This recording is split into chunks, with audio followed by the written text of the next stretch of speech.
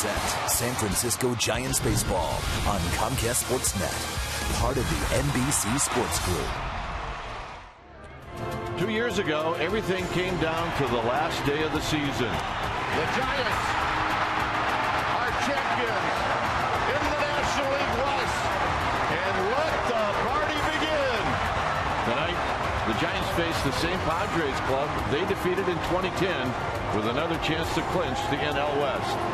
Tonight is a chance to march into postseason. Tonight is a chance to set off another party in the great city of San Francisco. And the chance to do all of this is coming up next.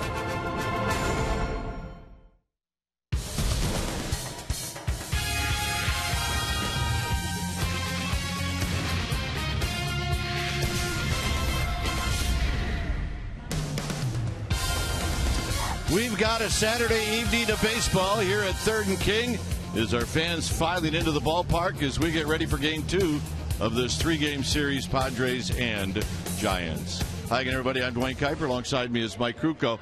Well, it could be a big night. The Giants could clinch the West tonight, Mike, and with Madison Bumgarner, look, he's got a win in the World Series. This should not bother him at all. Well, it's not going to bother him. I mean, he's got a great reputation for doing well in big games. Well, this qualifies for a big game.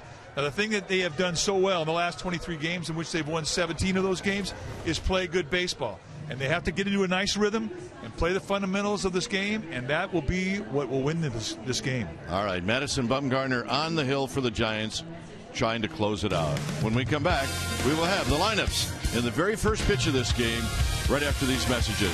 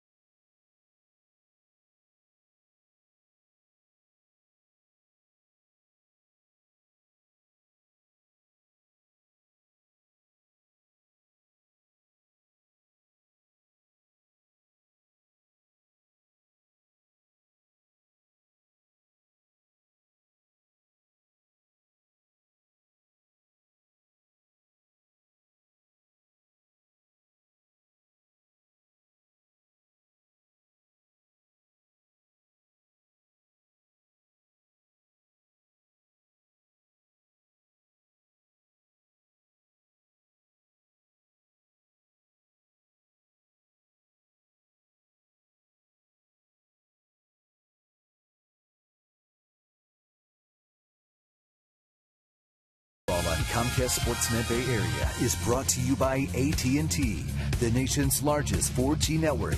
AT&T, rethink possible. By Toyota, check out the great deals at your local Toyota dealer today. By Xfinity, home of the most live sports. And by Mountain Mike's Pizza. Eat at Mountain Mike's Pizza. You're worth it. Oktoberfest continues here at AT&T Park. We're at the corner of 3rd and King. as this is game 2 of this 3-game series. Our game time weather is brought to you by the Santa Cruz Beach Boardwalk. The admission-free boardwalk is open this weekend. 63 degrees here at the yard. We have winds at 6 miles per hour, 74% humidity, and the forecast is clear. All right, let's take a look at the Padres lineup. It'll be Denorfia, Forsythe, and Headley. Guzman will be the cleanup hitter. Then Alonso Maben. Perino will hit 7th. Baker 8th. And Andrew Werner will pitch and bat 9th.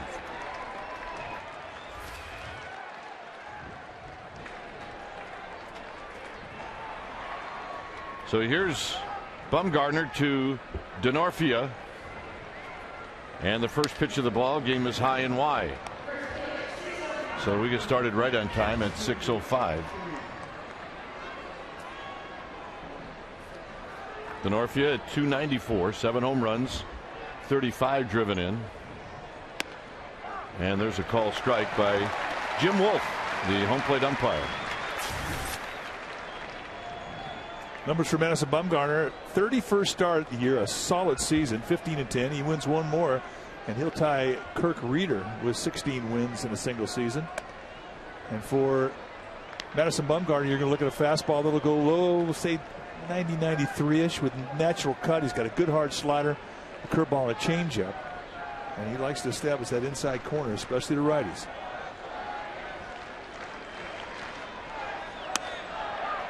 And now it's 2-2 on the fastball at 91. Jim Wolf, the plate umpire, is a good pitcher's umpire. What corners you get early in the game, you might not get them late. He has a tendency to tighten up a little bit, but he does look for strikes. Denorfia foul down the right field line. He had good numbers against Bumgarner, really good numbers, 10 for 27 with 5 doubles. Yeah, that'll get you in the lineup. See the rest of the umpires. It's Baker, Culpa, and Wally Bell, who's the crew chief and was the home plate umpire last night. Down low, and it's 3 balls and 2 strikes. We're going to keep a close eye on Madison Bumgarner's last couple outings. He really has struggled with his mechanics. And when you don't have proper mechanics, you don't have great command.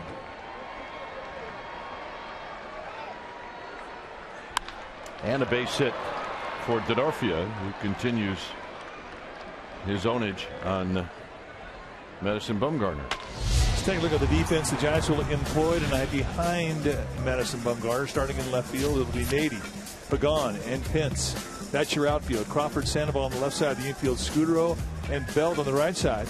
And Buster Posey will be in the squad, putting down the signs. So here's Forsythe, 0 for 4 last night with 3 strikeouts.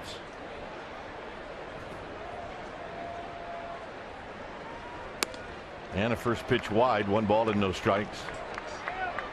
There is a lot of glare on the batter's eye, and you can see exactly how much glare we're talking about. And it won't be a very comfortable at bat now for probably another inning or so for the hitters. Not a lot of wind, but right field's got a little carry to it right now. And that's rolled foul, so it's 1 ball and 1 strike. Don't normally see a whole lot of carry to that side of the field, but right now there is a little carry to the right side, and you will get some carry to center as well. There's the background Mike's talking about. Sunshine beating on that batter's eye. And there's a shine, and it sort of makes it difficult. You really have to squint to get a good look at the ball as it's coming in at you. Runner goes, and this is dribbled foul. So it's now 1-2 to Forsythe. Denorfia's got 10 steals on the year. That was the final this afternoon. The Reds win the National League Central with the victory over the Dodgers. It was a good start by Matt Latos. So a win tonight, and the Giants can win the National League West.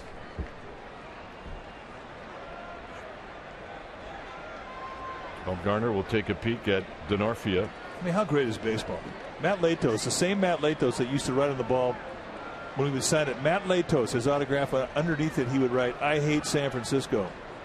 Well, guess what? Right now, San Francisco loves Matt Latos because he was the winning pitcher in that game against the Dodgers. But probably not in a couple of weeks. No, it's a 24-hour window. Outside, 2-2.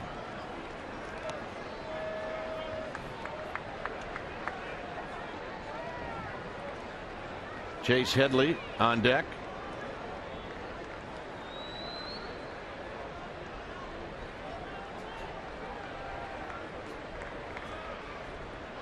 See if Denorfia goes here.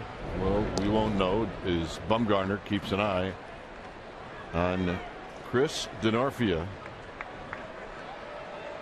Padres at 72 and 79.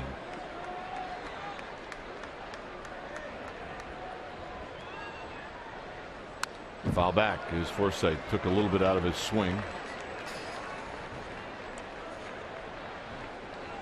7 games under 500.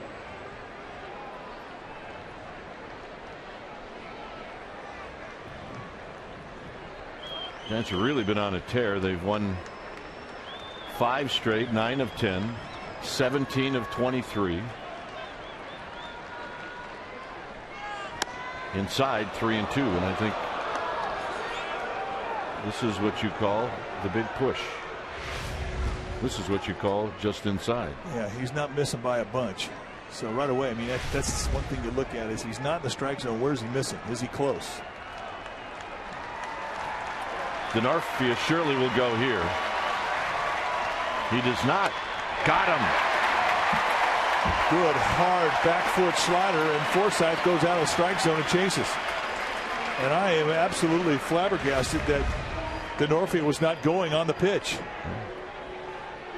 Let's take a look at the motion of Bumgarner, that low 3/4 release. Nice extension finishing off that slider, and that's our Exmo. It's brought to you by your local Toyota dealer.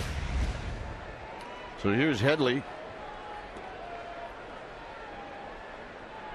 Headley hitting .284. He hit his 29th home run last night. Well, an opportunity for the Giants to clinch, to have the party right here. And if you're a San Diego Padre, it is simple across the dugout. They do not want to have the Giants dance in front of them, so they're motivated. They're going to come at the Giants hard tonight, as you would expect them to, and that's what professional baseball is all about.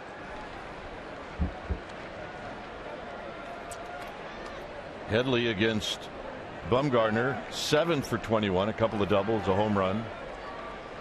Saw Bud Black, the skipper of the Padres. This is tap foul. This was the big fly last night. It was a big fella home run too. He took on the deep part of the yard, one hopped it into the pond. 29 home runs for Headley. One away from the magic number of 30, which really is a goal of all power hitters. You get 30+ home runs in a year, you got reputation. And Denorfia's picked off. Belt's got to get rid of it, and he throws it into left field. And Nady's throw will be late.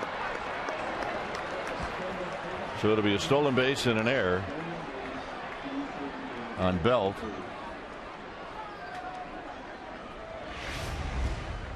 Now Denorfia does a smart thing. He gets a great jump, and that may have been by design, a one-way lead. It really puts the pressure on Belt, who charged the play. He knew he had to hurry. And he throws wide of Crawford, whose momentum was coming to the bag. That ball went to the right of Crawford. He never had a chance.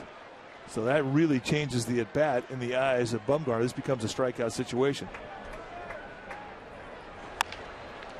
Hit up the middle. Crawford on to first. Headley with an RBI. 1-0 Padres.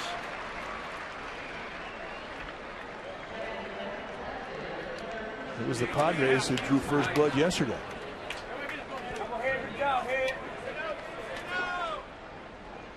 So here's Guzman.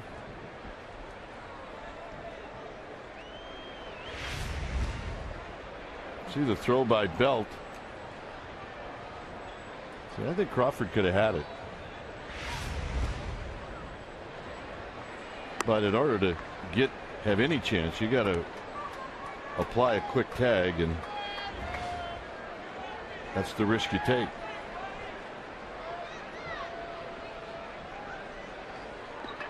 So here's Guzman.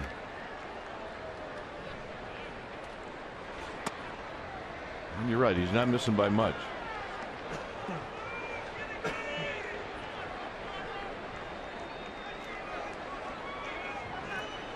This last outing had 5 walks, and when he did miss, he was oftentimes way out of the strike zone. Very uncharacteristic. Afterwards, he said he really struggled with his mechanics.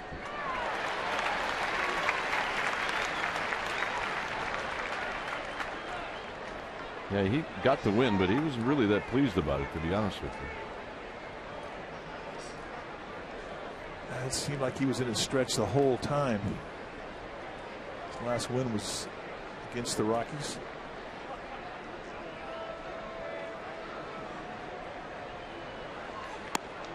There's the inside corner that he's been looking for. Oh yeah, that is what you call an all-day sucker. That's an all-week sucker. It's certainly good for 9 innings. Although his sister's working on it pretty quick. She's not supposed to chew on it. Let's go. Breaking the rules. Got him. Hell in the inning. Padres on the board. Giants are coming up.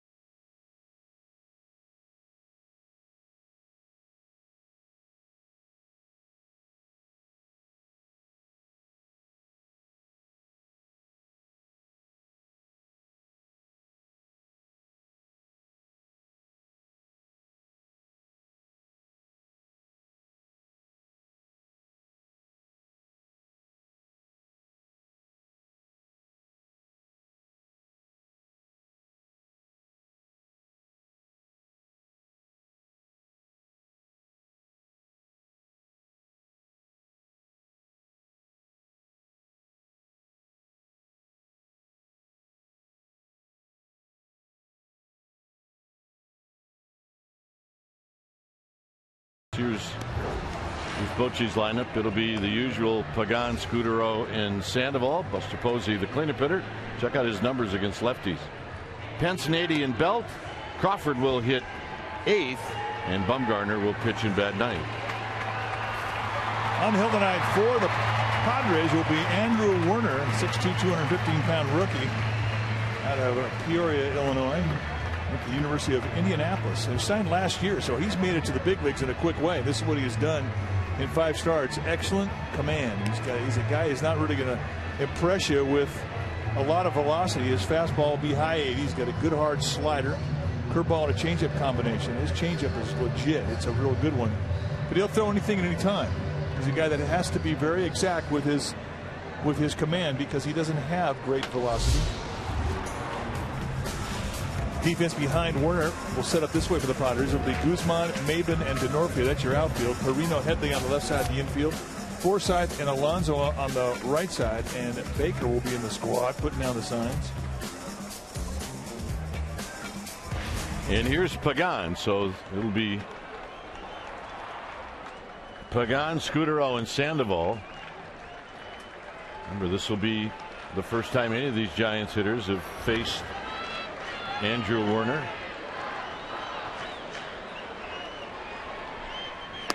Pagan takes low again. It's 2-0. Pagan 2 for 5 in the game yesterday.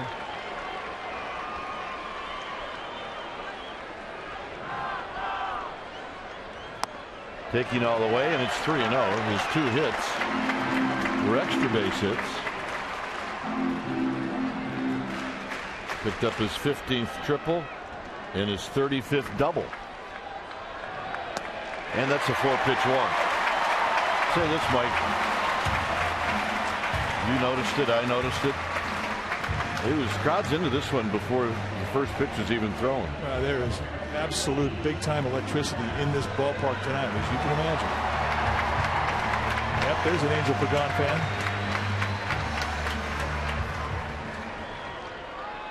I live across the street from the ballpark during the season, and the fans were out here all day, just buzzing around. They had chants going, they had their colors on, and they were ready. And it's carried right into the ballpark. Here's Scudero. Scudero, there's the first strike thrown in this game by Werner. Scudero 1 for 3.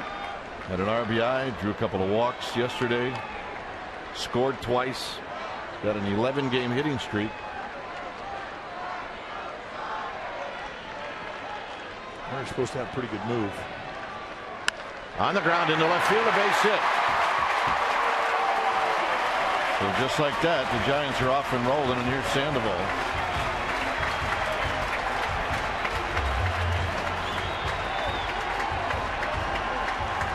Here's our AT&T reverse replay.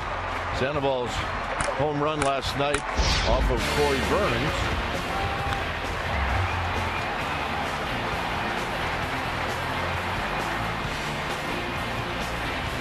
Sandoval's first 5 games on the homestand, 4 home runs, a double, and 9 RBIs. He's 11 for 19.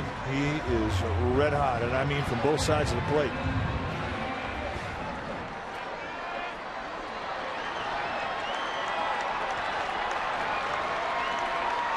So speed on the bases. And Sandoval rolls it to the backstop. That's a career high, or ties a career high for Marco Scudero.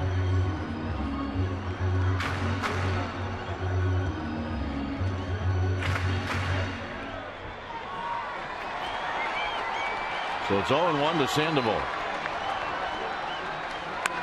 Sandoval lines it foul down the left field line. That'll be work for Guzman to pick it up. Well, 2 times Werner has gone out of the strike zone down the shoe tops inside to Sandoval, and 2 times he's gone after him.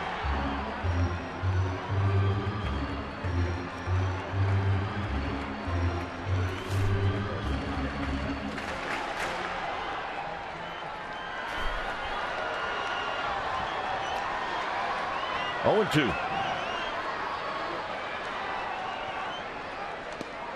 And a nice one-hop grab by John Baker, and it's 1 ball and 2 strikes. That was supposed to be an elevator fastball across the letters or above the letters. See, he's starting to raise up with a high target, and John Baker has no clue as to how he caught that ball. So I have to say Werner's a little amped up himself out there on the mound.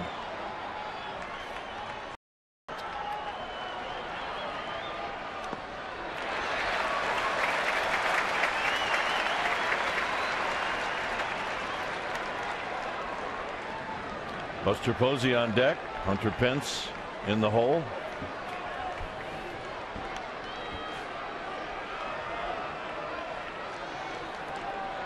The look of concern as Bud Black talks it over with Darren Balsley, the pitching coach of the Padres. Well, that's 3 in a row that Baker has been terrific. 2 and 2. Now, I guarantee he can't feel his arm right now. He's got a ton of adrenaline going on. Those are easy takes for Sandoval. You can see what Sandoval's been doing. This was the first home run this homestand. It was a shoe top high. This one was base hit over the shoulders. And you can see when a guy's squaring him up from his shoe tops to his shoulders, that's a tough out.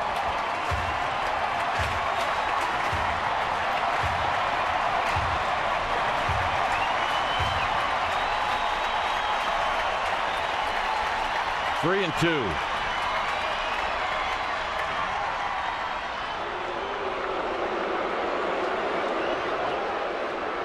Never a popular move by the home crowd.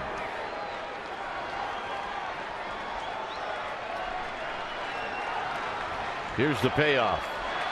Sandoval bounces it foul. A big hop over Tim Flannery, right down there by Amy G.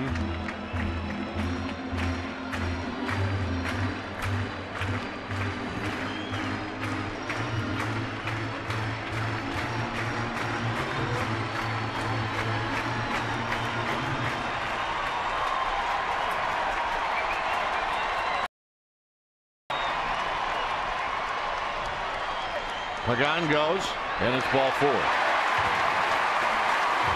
So the bases are loaded for Buster Posey.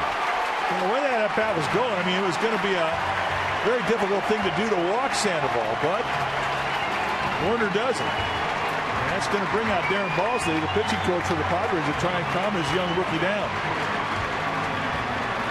It is an awesome environment to come into this ballpark and feel the heat of a full house.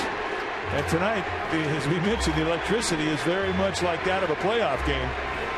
And it has clearly affected young Warner.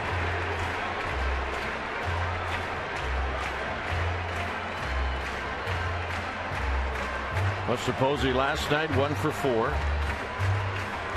Picked up RBI number 96.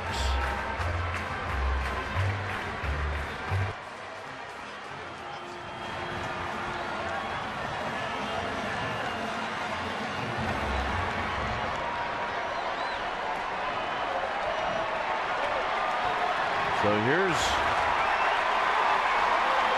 Buster Posey. Outside, 1 ball and no strikes. Trying anything he can to get into that strike zone. And Posey's not going to help him out.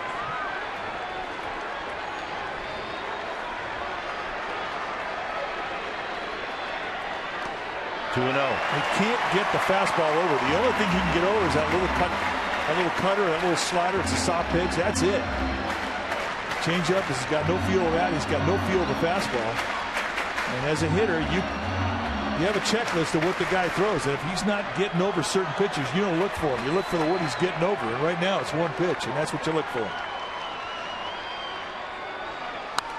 And he had a rip, and it's 2 balls and 1 strike. And that was it. And he had both feet underneath that swing.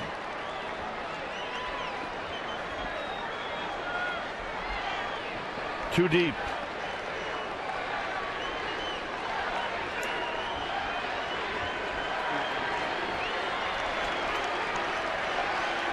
Two balls and a strike.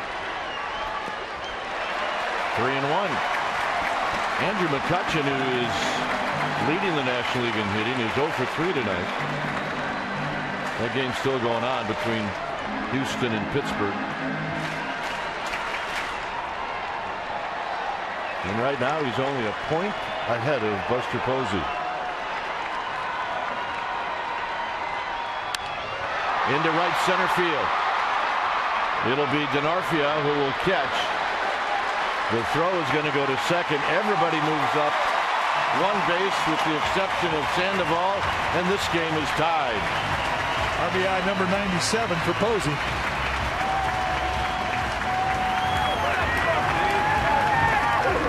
And the red alert just went up for the Padres bullpen as Anthony Bass just sprinted down, and he'll start cranking it up. But Black cannot possibly like what he's seeing out of his young left-hander, Andrew Werner. Well, he's got Werner now is more of a free swinger at the plate in Hunter Pence. And that fastball is high. 1 ball and no strikes. Well, that almost got by John Baker, the catcher. He did not catch that ball comfortably. Well, so far he's had a bunch in the dirt and a bunch high. He's looking for that one like right down the middle. He hasn't seen that one yet.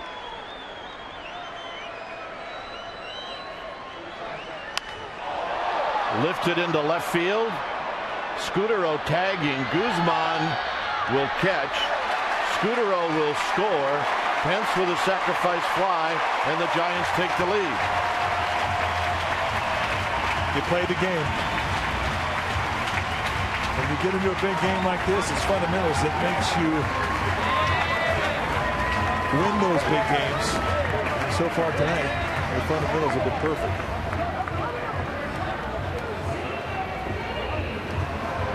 So here's Nady.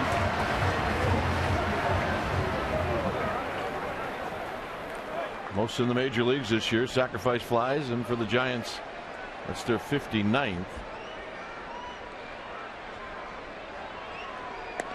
Nady takes a strike.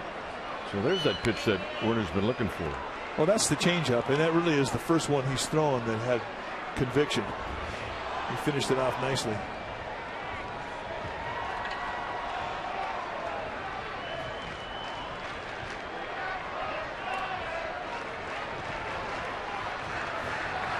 So you want to be a catcher in the big leagues. Well, John Baker was not originally in the lineup, and now he knows why. Randall must have had an idea. There you see Anthony Bass, the right-hander.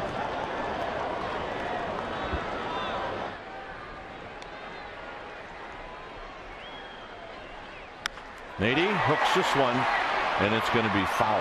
It hits the bullpen mound.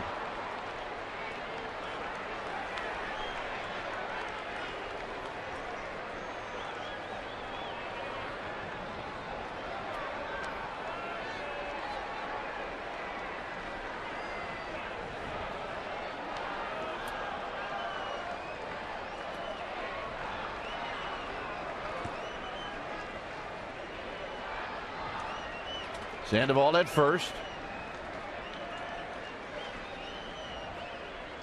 And Nady takes one inside, and that evens the count at 2-2.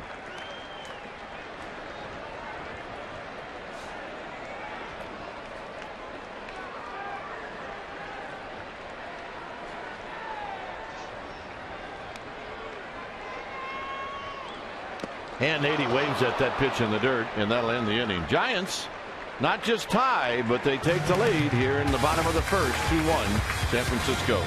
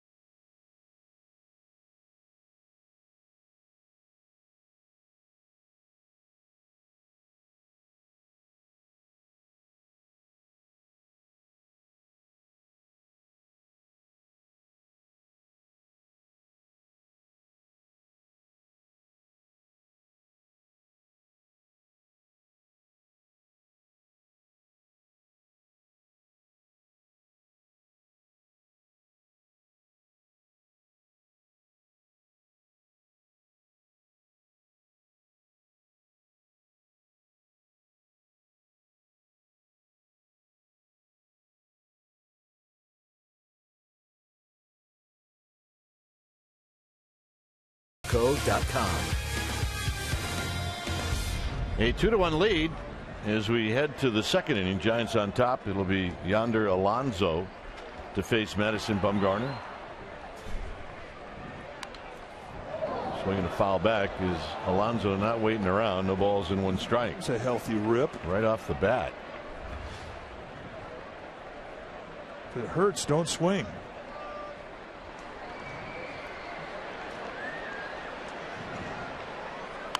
Alonso saw that breaking ball pretty early, and he took a pretty good rip.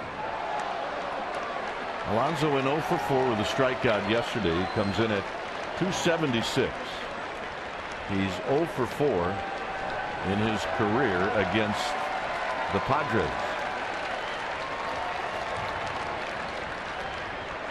Or against Bumgarner, I beg your pardon. Here's Scudero, and Scudero make the play. All right, let's check in with Amy G. Amy?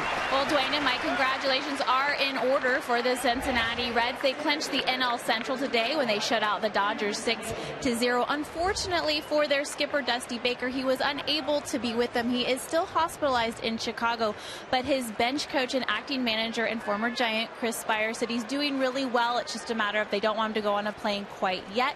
Dusty, former Giants manager for 10 seasons, we're thinking of you, and we hope you get back to your team soon, guys. All right, Amy. You know, if we know Dusty pretty well, right? Yep. So they're not. So they won't let him on a plane, right? Yeah. Just drive. You don't think he suggested that? I'm sure he did. Maben with a swing and a miss. Can you imagine how hard it would be for him to watch his team celebrate clinching the division championship, and he couldn't be there against the Dodgers? 5-hour drive. We wish him the best and hope that he gets back in uniform soon. 1-2 to Maben. Good change up there by Bumgarner, and that's usually a pitch that he kind of struggles with. I think it's still a pitch that he's learning. But that was a beauty one. Sandoval can't reach this one. It's a 1-out single for Maben. This was the last out against the Dodgers, the win that clinched the NL Central.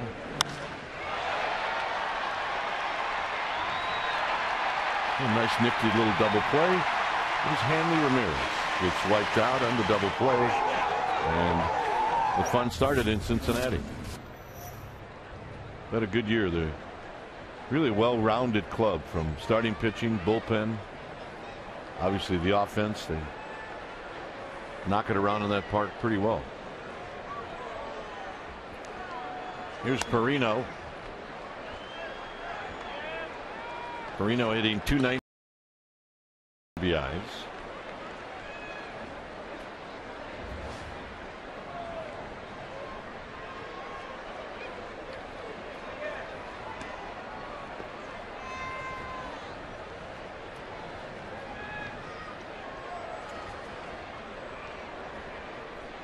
Swinging a foul at the plate.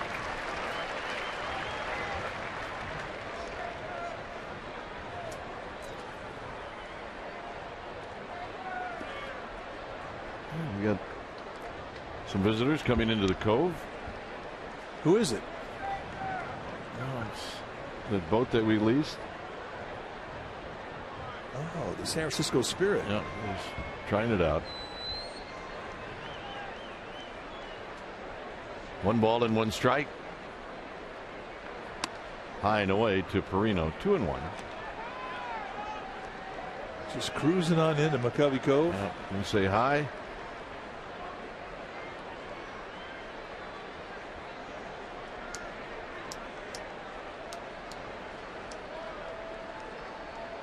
It's about as close as they can get.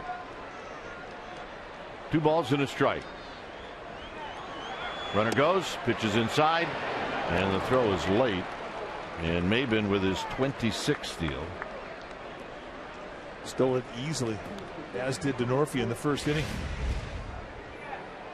So I think they've got a pretty good idea as to when Bumgarner's going home. I think you're right. Because that is a monster jump.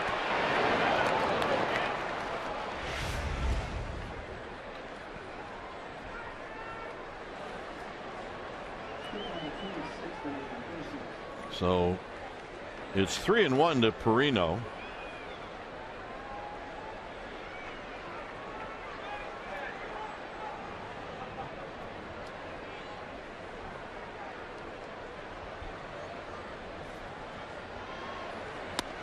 Three and 2 to Perino. The slider's been wicked. We've seen a lot of swing throughs on it. It's a 3-1. Right explosively on the inside corner.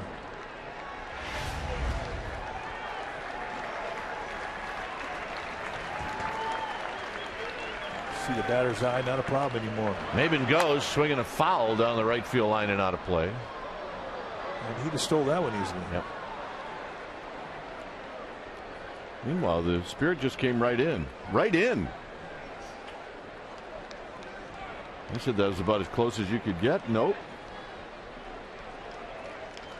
Well, they're having a party. We see one faithful Giant fan out there. I think it's, I'm saying wedding reception. It looks like it.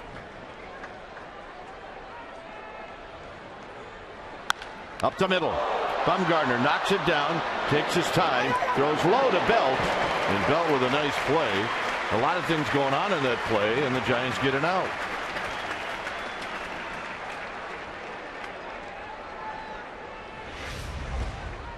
Watch the position that Bumgarner's in after he throws. Good fielding position. That ball was hit sharply. All right, you got all the time in the world, and boom, throw a shoe top bullet. And Brandon Belt, who has been picking it clean all year, comes up with a nice play. And that wasn't a routiner by any way, shape, or form. He's good over there. He is. Real good.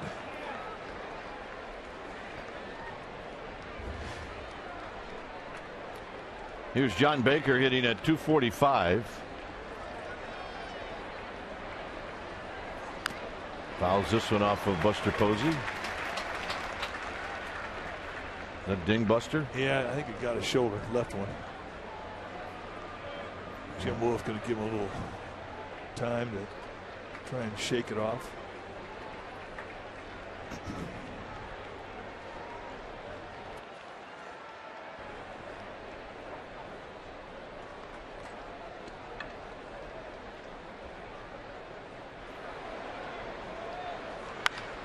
Left field. Nady. Side retired. Maven stranded. Giants are coming up.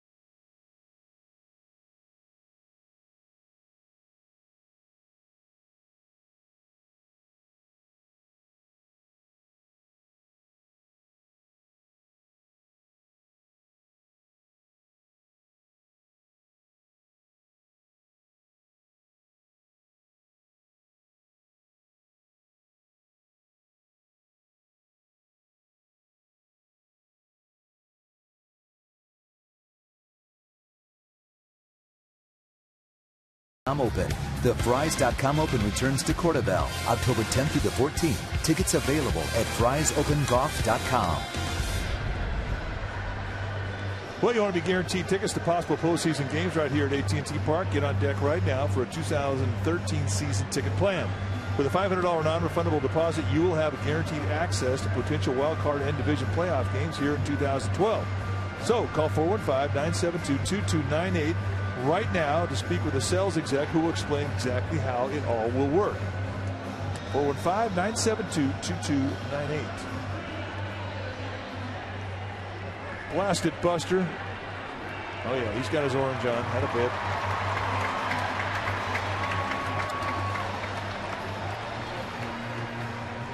bit. It'll be Belt, Crawford, and Bumgarner.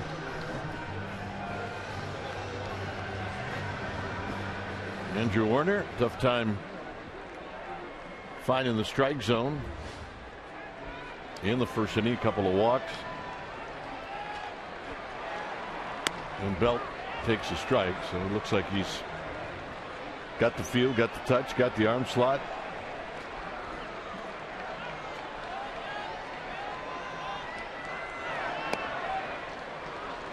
Yeah, it does take about 25-30 pitches to have that adrenaline wear off your arm. And it's about right on cue. Belt lines it to left. See if he can stretch this into 2. Not a problem. Now you've got an average arm at best in left field with Guzman, and they're going to challenge him all night long.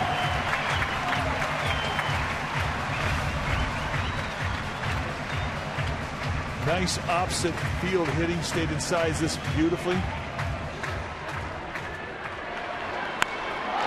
A good solid at bat for Belt. What a nice second half.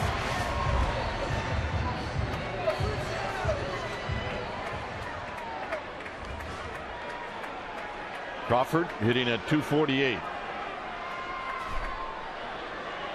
Crawford takes a strike. He's got 4 home runs, 44 RBIs.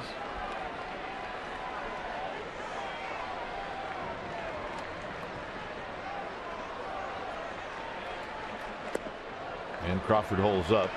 Yes, he does. 1 ball and 1 strike. That'll see the spirit.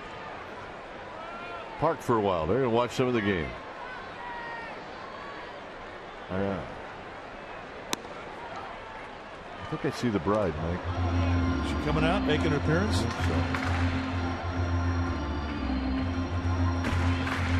so. Yep, there you go.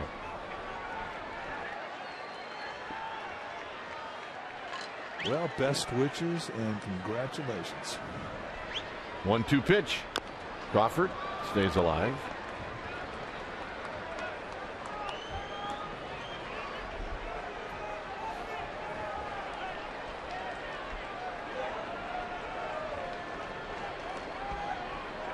Belt at second base. Bumgarner on deck. Not a bad idea. Crawford, if he's going to make it out, get Belt over to third. And he swings and misses. A little tight inside fastball. 1 out, and here's Bumgarner. Werner gets the strikeout he was pitching for. Runner at second base, nobody out. That's a strikeout situation. And a swing through, see ya. So here is Bumgarner. Word's out now about Bumgarner. They know they got to pitch him carefully.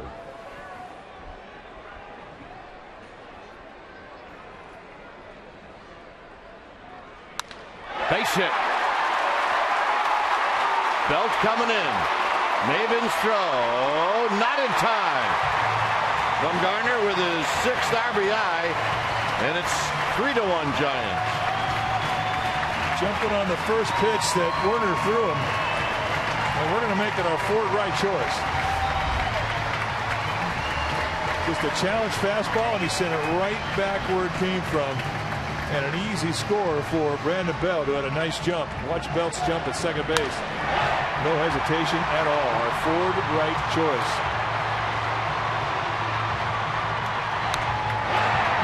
Good job by Belt. Tim Flannery flagging him down. My butt's on the line. My butt's on the line. You still think that's the case? Yeah. Pagan sends one out to Maben on the first pitch. And he will put it away. Well, one thing has happened tonight, and it was the wish of Bruce Bochy that Giants could get the fans into this game early, and that's happened. You know, we had such a wonderful crowd last night, and it appears that they spent the night here and they're back. Packed. It's a lot of life in the crowd last night, and the same so for tonight.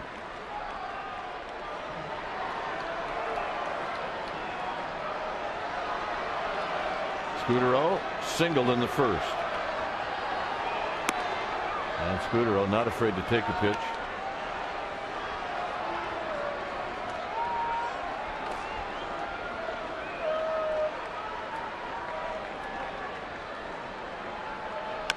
Scudero taps this one foul.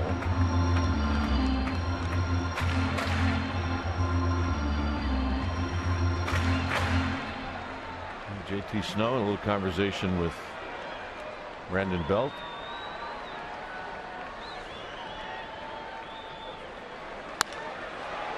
JT's in charge of the not very fast guys. Well, JT was not very fast. Well, that's why he's in charge of the not very fast Quick guys. feet, though. Yeah. Quick feet, good arm, good hands. Look good in the uni. Good looking guy. In charge of the not very fast guys. Scudero pops this one up. Maybe a shot for Alonso. And that will end the inning. Giants on the board again after 2, 3-1 San Francisco.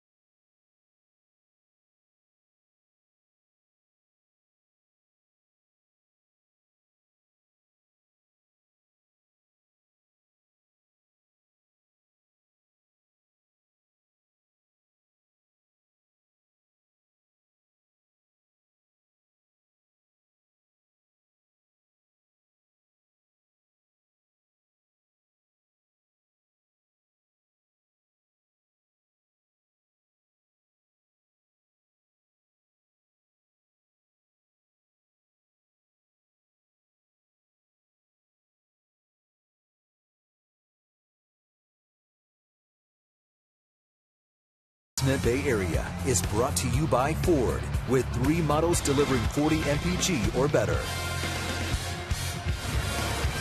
Well, regular season games left at home. Starting on Monday against the Diamondbacks. Those are the last 3 games at home. And there are tickets available.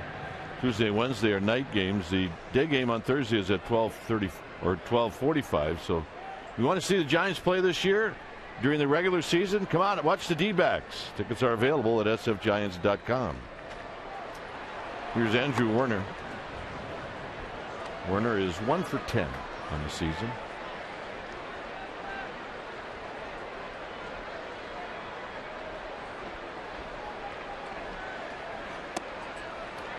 And Bumgarner falls behind 2 balls and no strikes as we say goodbye to the Spirit.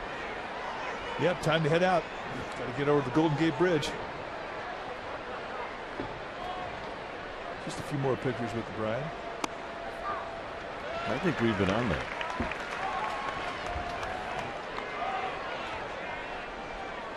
That should be our goal.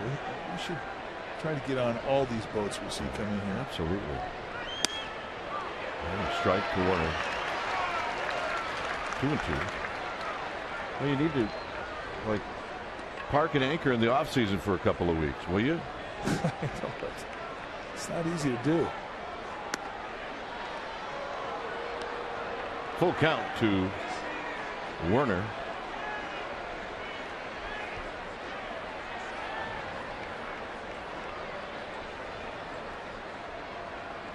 And he got him.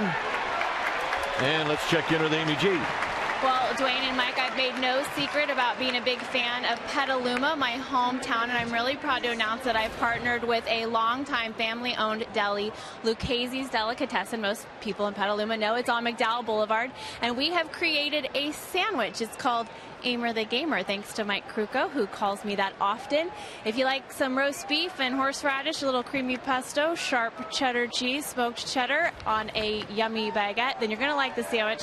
The best part, guys, and what I'm most proud about is a portion of the proceeds of every Aimer the Gamer will go to a charitable foundation, the Petaluma Educational Foundation. You can start biting the sandwich tomorrow.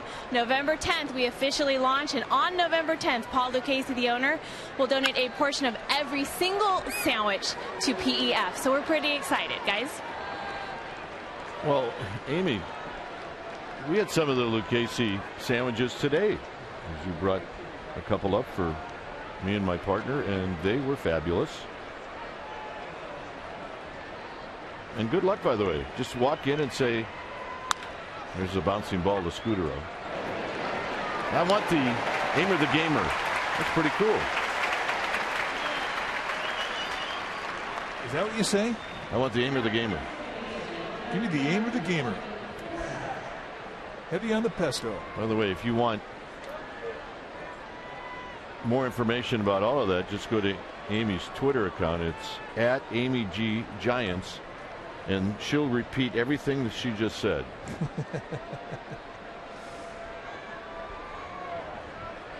Here's Forsythe, who takes a strike at the knees. Strikeout victim in the first inning.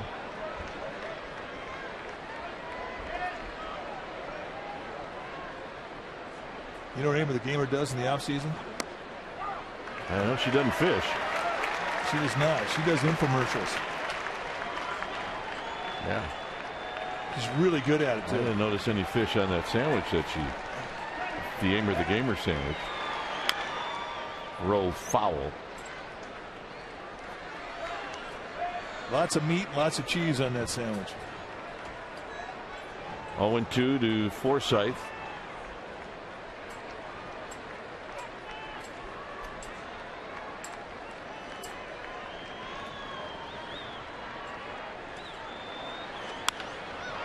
Fist this one over Crawford, and a 2-out single for Forsythe.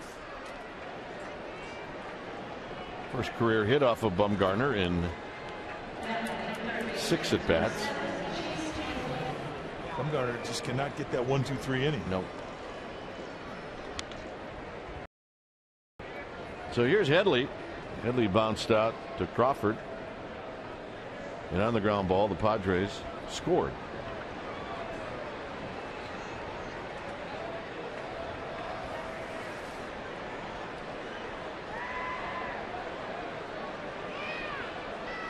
Bumgarner about to throw pitch number 51. Outside, 1 ball and no strikes.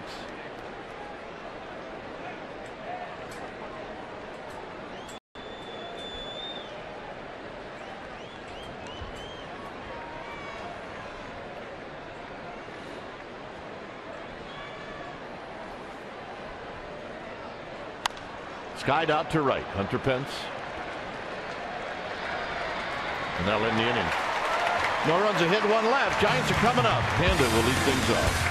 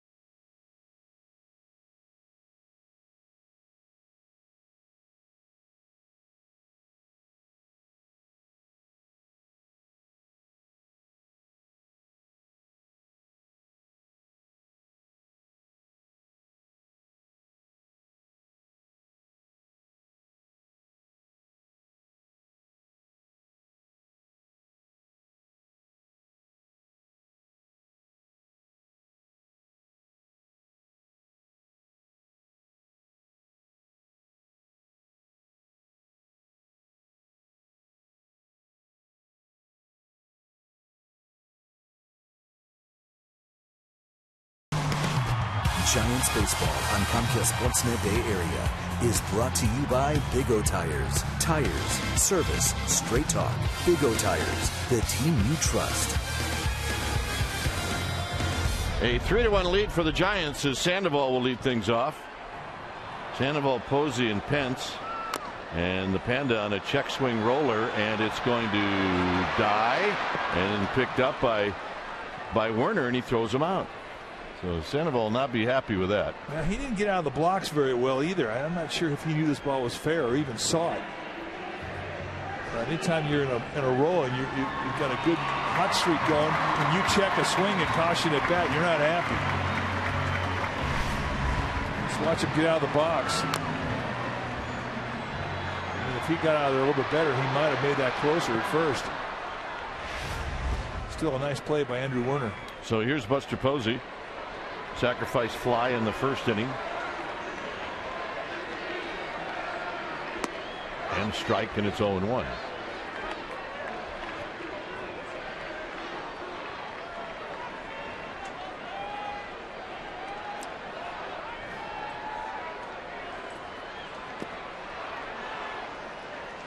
.335, that's the batting average for Buster Posey. And since the All-Star break, he has been on a tear. Now on the right field line, that's going to be out of play.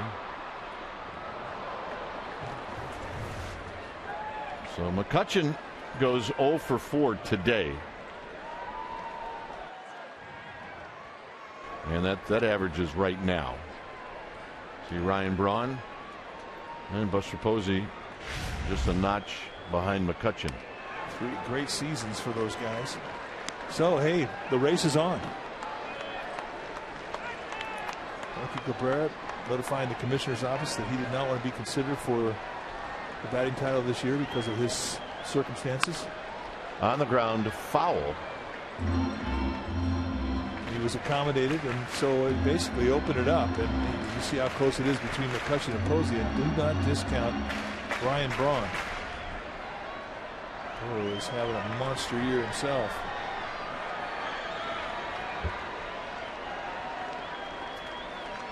Posey hooks this one foul. Right in the breadbasket. Nice play. Ray Ramirez at first base. That's Mike Ramirez over at third base. There's Ray. Yeah. Let's take a look. Right in the boiler. I got this one. Oh! Here's the 2-2. Posey slowly hit the third. Headley has it. His throw in the dirt. Alonso picks it. All right, time for Subway Eat Fresh Ass Crook and Kite. Mario from Oakley wants to know, do starting pitchers like to know their pitch count while pitching? I think some do, some don't. I mean, you know where you're at because it's broadcasted on the wall at every stadium, so it's kind of hard to avoid. Matt Cain, the guy who I thought was always built to be able to throw 140 pitches just by looking at his shoulders. But don't you think a pitcher that's played for a manager for a while knows where the manager's at as far as pitch count? Oh, no question. And that's one of the reasons why they'll check once in a while to see where they're at. Pence out of play. 2 balls and 1 strike. No, it tells you everything. It tells you how much time you've got left. You go into the 7th inning and you got 100 pitches. You know you haven't got a lot of rope. There's about 110, 115. You're gone. Sometimes not even that far. Boy, that just hit the outside corner. 2-2. Well, that's what Werner has to do. I mean, he has to mix speeds, mix location, keep the ball down. Pence tops this one over the bag. Forsythe will throw this one in the dirt, and it's too late. And Pence beats it out. Tell you what, Logan Forsythe almost comes up with a brilliant play. And that thing hit the dirt of the infield past the grass. It originally took a high bounce right to a backhand grab. Watch how he spears this thing high, and now he's got to throw over his shoulder. And I think he was using that bounce by design. Really a very hard off-balance throw. And with the speed of Hunter Pence, no chance. Nice try. Nady on the first pitch fouls it out of play.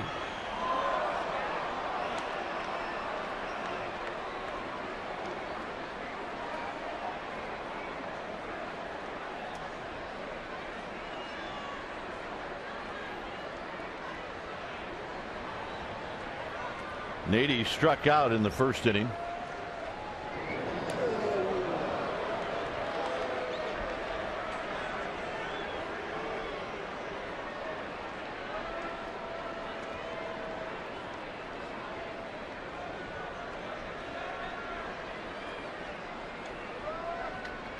Warner to the plate, and Nady takes low.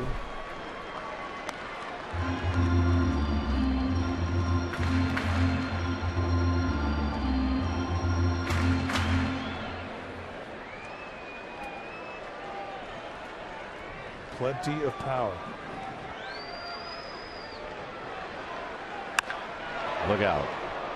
Foul down the left field line. One thing, that strike felt good. His batting practice today, I mean, he was just crushing the ball. Got a little loud where everybody sort of stopped. So who's that? And it was Nady. Flipping him out over the center field wall. And Nady gone for the second time, and that'll end the inning. Giants strand one, fourth inning coming up.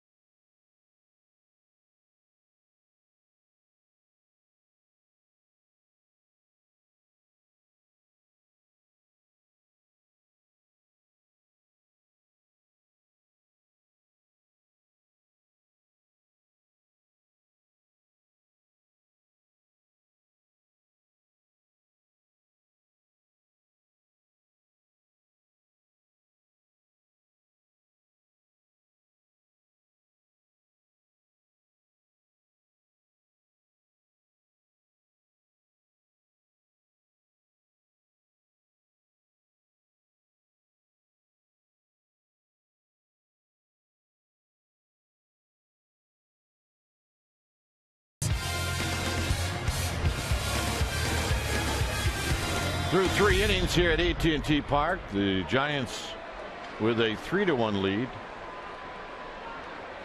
All right, let's see none. All right, okay. Worked hard on that, and I'm not sure he pulled it off or not, but he got on TV. Here's Guzman.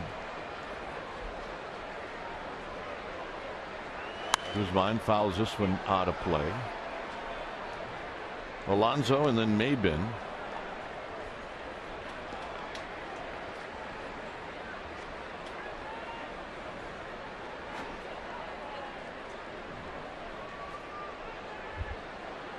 No balls and 1 strike.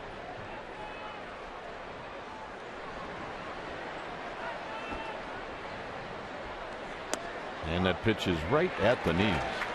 A nice pitch from Madison Bumgarner. Well, that's a pitcher strike. You get that one, you want to get that one all night long. Now you can go a little bit lower, and he's got to get after it and cover it with an 0-2 count.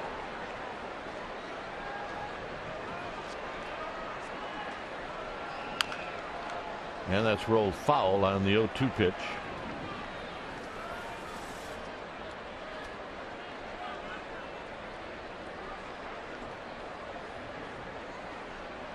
A run on 3 hits for the Padres. 3 runs, 4 hits for the Giants. And that pitch is high. It's now 1-2. Trying to elevate.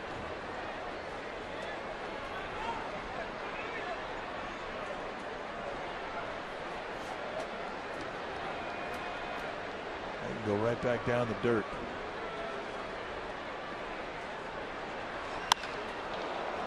Pagan, couple of steps back. 1 out. No time now for our trivia question. It's brought to you by AT&T. The question tonight: since division play began in 1969, which 5 men have won the most games as managers of the National League West?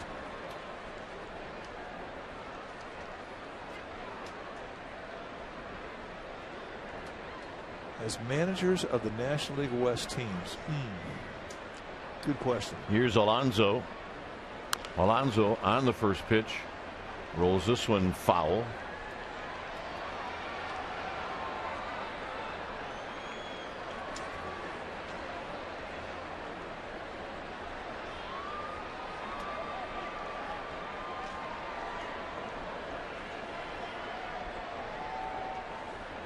Here's the 0-1 pitch. Yeah, I saw on the scoreboard it's Rennell's birthday today. Well, happy birthday, Yes. Rennell Brooks Moon. Happy birthday. Rennell, who's been here since this ballpark opened. She is the voice of AT&T. She's one of the few around here that gets younger. Yeah, would you please explain that to me? Yeah. This was There's Rennell. during the break. Although I'd never called her Nelly, I have to tell you that. Yeah. Popped up. Sandoval. Look out. And did he catch it? He caught it.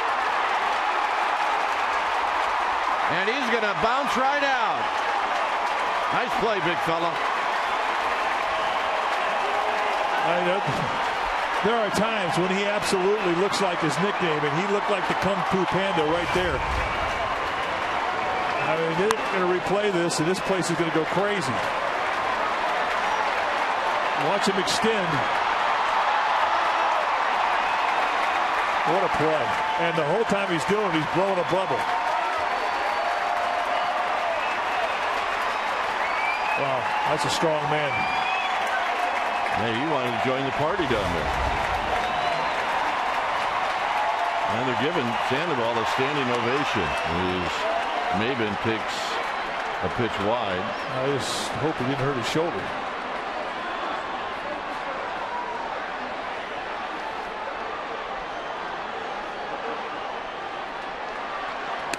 Well, you know he's going to get a ground ball, right? Oh, one more look. Concentration. Here's where you better get out of the way. Ooh, I almost clipped that elderly gentleman on the head. Could have killed him. Scissor kick. From the old big-time wrestling days. I'm telling you. And he can work that circuit too, by the way.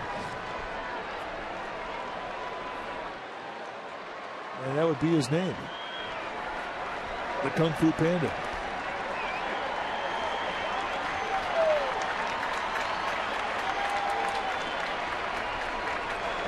And he gets Maben. And Sandoval is going to get a huge roar when he walks off the field. This is why. Nice. He's amazing.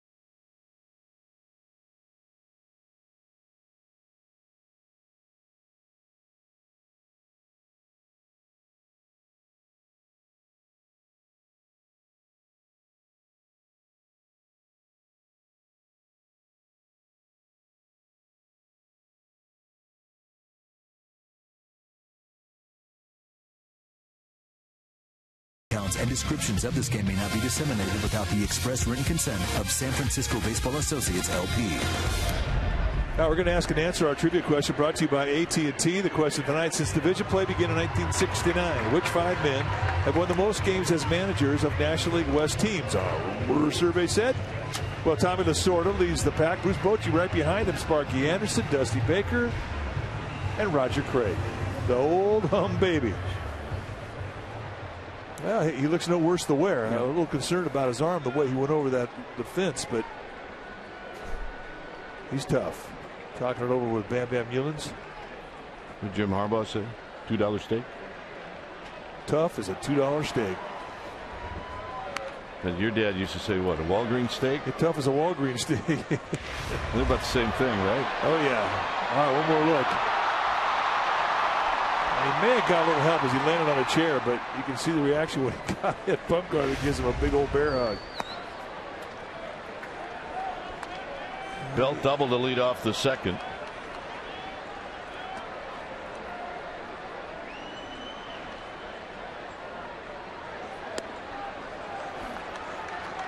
I think he's seeing Warner well.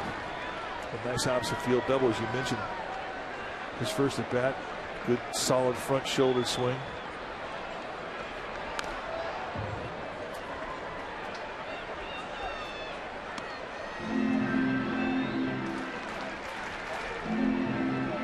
Two balls and 2 strikes with Crawford on deck, and then Madison Bumgarner, who has an RBI in this game.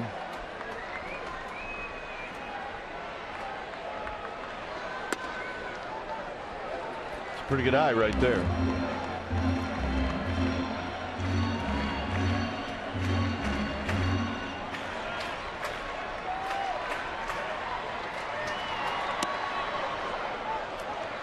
No swing on the appeal. Well, time for Home Depot doing more on defense. 6th inning last night. Blanco to Crawford to Posey, and it nails Chase Headley at home plate. And this was a big play. It was a tight ball game when this play occurred. Once it got in the hands of Crawford, he's got a very strong, accurate arm. It's just a matter of whether or not Posey could handle the short hop, and he got it.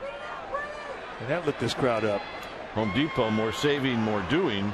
That's the power of the Home Depot. Check swing foul. It's kind of been what they've been all about the second half of the season. It's been about great defense, pitching, timely hitting, fundamentally sound timely hitting, lots of sac flies, getting the ball down, bunt plays, getting guys over, just playing good baseball. Up the middle, over the bag. Everybody's going to be safe.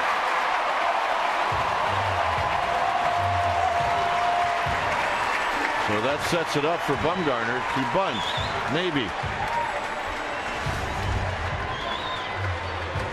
I think it did catch a piece of Warner. Nice play by Logan Forsythe, who's shown great range to his right tonight.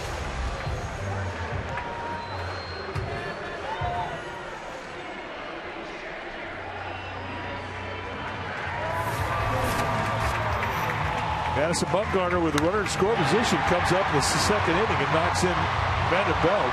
First pitch you saw from Warner. I doubt if he'll get a chance to swing the bat here, as it is a bunt situation, but the way he's swinging the bat right now would at least make Bruce Bochy think a little bit. He does have options.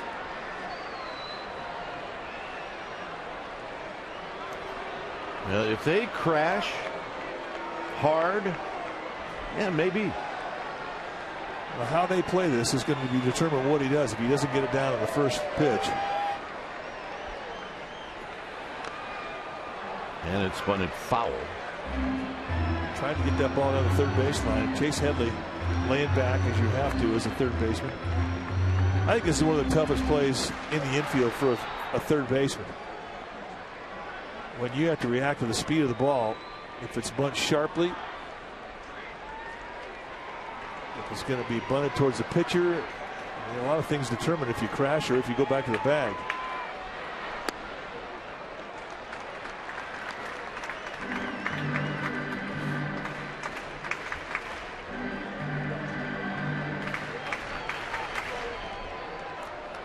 Belt at second.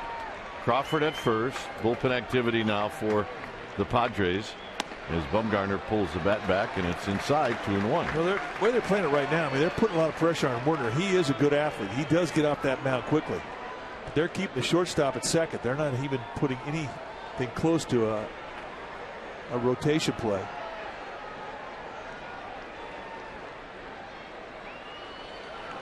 And the bunt. And a good bunt. That's the way it's supposed to be executed right there. And now more activity in that Padre bullpen. It's going to be Brad Brock.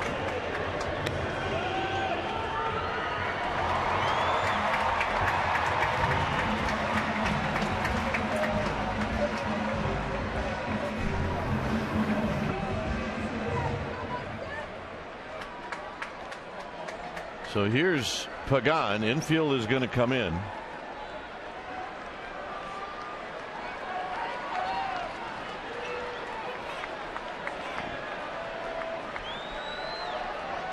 Pagan has walked and he's flied out to center field. Here he hits this one sharply on the ground to Perino, and Perino will make the play. So you can't fault Pagan. He hit the ball square, and now Scudero's going to hit. You hit the infield in, you hit the ball hard. You got a pretty good chance of that ball going through. You don't have a lot of range as an infielder when the guy hits the ball that hard, but unfortunately it was right at Perino.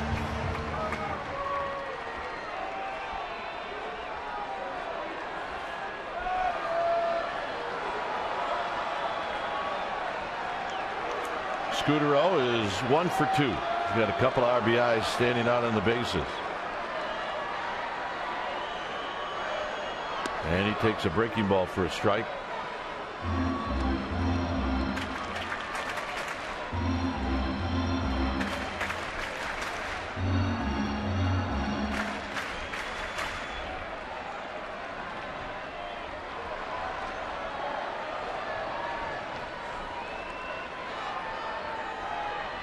Low, blocked by Baker.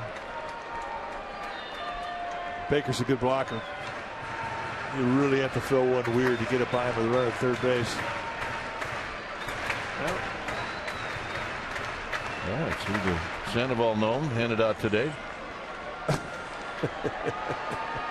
Yeah, it makes me laugh. Makes me laugh too. 1-1. 1-2. Nice curveball. That's one you give up on early, and it just keeps working back to the zone.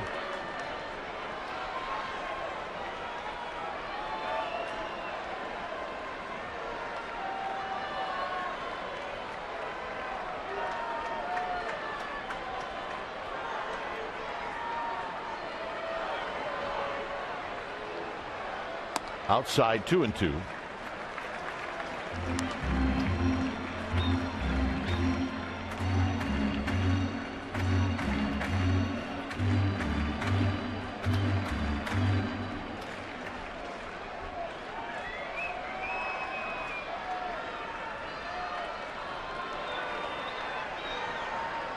Scudero out of play. Struck it well. Scudero's late on that 88, and that leads me to believe that those two backdoor breaking balls that Werner threw for strikes. I'm not saying he's sitting on it. I'm thinking he's got an idea. He's going to see it. Yeah, I think you're right, man. It was kind of an emergency swing there. I mean, that was Werner's best bolt there, velocity-wise. 88. That's as good as he's got tonight.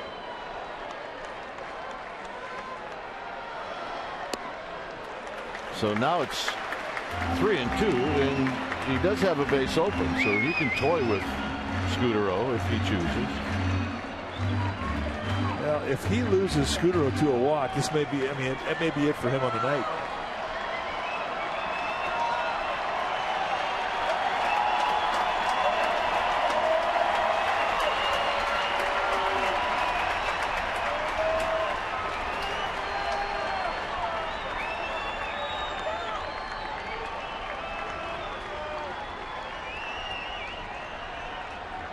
Here's the payoff to Scudero.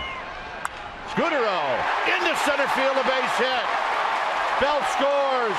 Crawford scores. Scudero comes through. And it's 5-1. Do you get it? Oh, yeah. 2 strike, 2 out, 2-run RBI. And just another big swing of the bat for Marco Scudero, who, since he has put on a Giants uniform, has been unbelievable. That's what he was looking for. A little off-speed pitch, did not get greedy with it, and right back up the middle. Very disciplined swing, and here's the reward. 2 RBIs and a 4-run lead for his club. He was sitting soft, and he got exactly what he was looking for. Yep, fighting off the hard stuff. When it's time for a change, think Speedy Oil Change and Tune-Up. Your oil change, tune-up, and smog experts. We'll be back.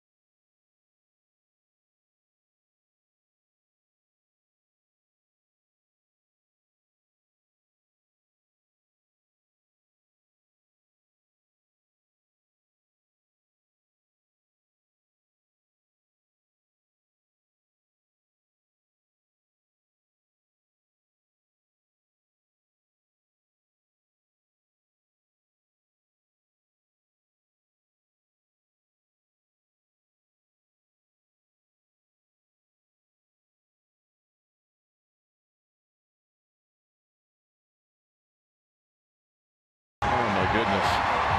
Well, they're feeling it. There's no question. They're feeling it. Mario Aliotto's mom is on the scoreboard. New pitcher now for the Padres is Brad Brock. You see what he has done in 62 games. Over a strikeout an inning. He's got good stuff. He's got low 90s fastball, good hard slider, split combination, and he can strike out with all 3.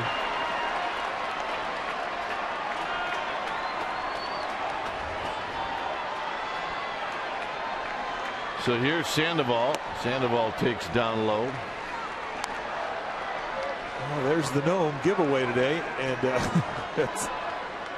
makes me laugh every time I see it. Every time.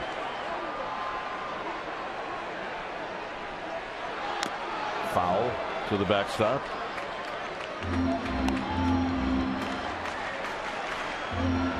Sandoval has walked, and he's a little dribbler out in front of home plate.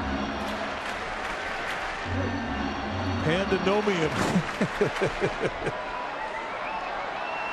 Yep. Just give him a little bit of a theme, and they'll take care of the rest. Foul back, 1-2. You had a rip. He was on it.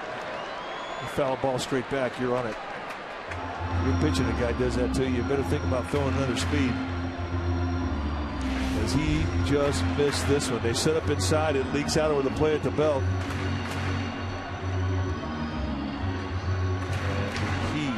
Just got under it.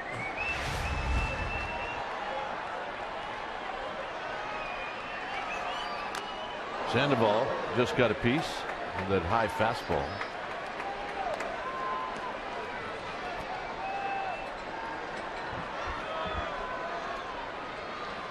One ball, 2 strikes. Buster Posey on deck. Belt, a walk. Crawford, an infield hit. A sacrifice bunt. Pagan bounced out, and then Scudero, a 2-out base hit to knock in a pair. And Sandoval out swinging to end the inning. Giants pick up 2 runs here in the 4th. And Scudero, the big hit. 67 RBIs on the year. Giants lead 5-1.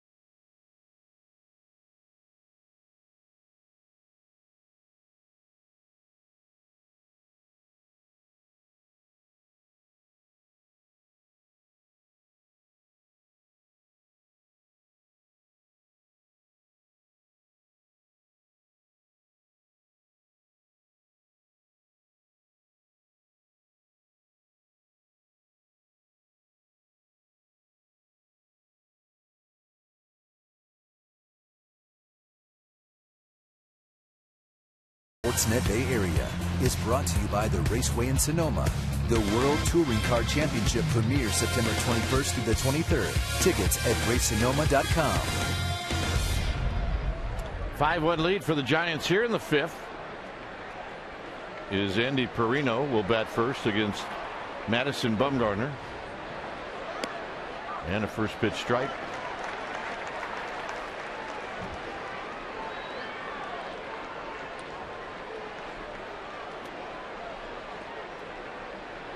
Baker to follow.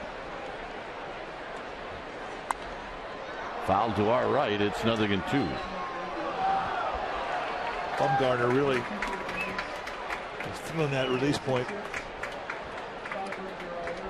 The time in the first inning where he was searching for it. But really since that time, he's been pretty much in control of all his pitches, especially on that inside part of the plate.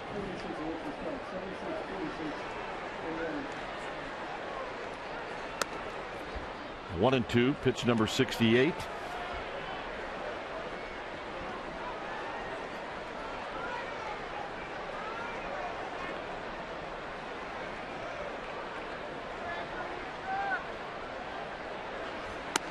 Got him. Let's check in with Amy G. All right, Dwayne. Well, I'm kind of sad to say we have our very final Buster Nose Squat of the 2012 regular season. It's on csnbayarea.com, and it's brought to the fans by GoPro cameras. He's been such a star all season long. He talks about how special it was to receive the Willie Mack Award, and he touches on the hot hitting panda. csnbayarea.com. Buster Nose Squat, guys. All right. Here's Baker. Baker fouls it back.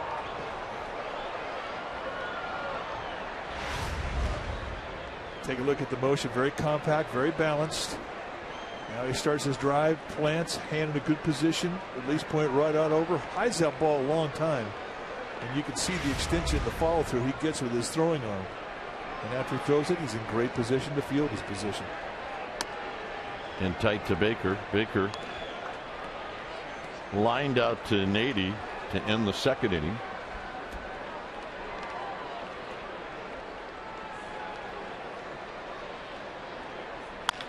Rolls this one to Scudero.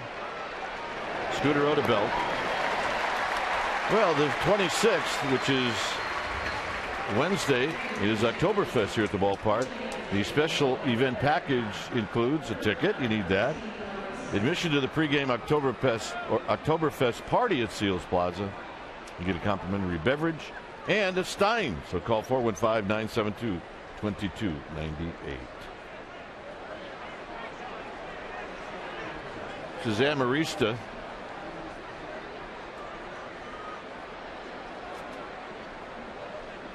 Amarista takes a fastball high, hitting .244, 5 home runs, 32 driven in. Kind of cut out of the same mode is Jose Altuve with the Houston Astros. Well, he's got lots of tools. I mean, he's still a little raw, and he's got some pop, which kind of has set him back a bit. They want him to put the ball on the ground and on the line, use those legs. Because he does have a little power in that bat, I mean, he likes the home runs, and he'll put too many balls in the air. So that's the project, trying to get this guy on the ground and out of the air with the balls that he hits. But he's definitely got some tools. Taking all the way, and he takes a strike.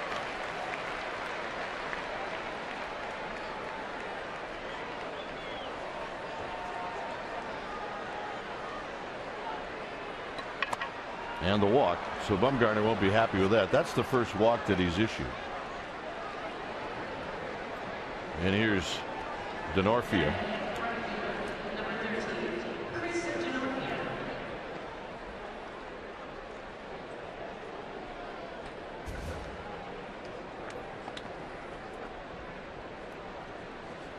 Denorfia has singled, and he's grounded out to Scudero. This is the 5th inning.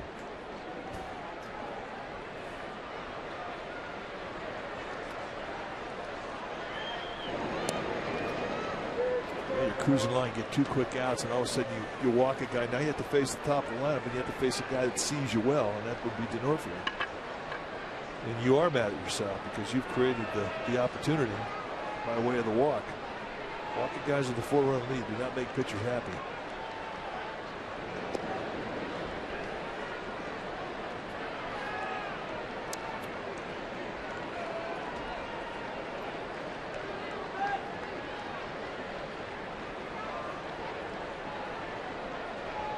So Denorfia has got some ownage on Bumgarner. And the pitch is wide, 1 ball and no strikes.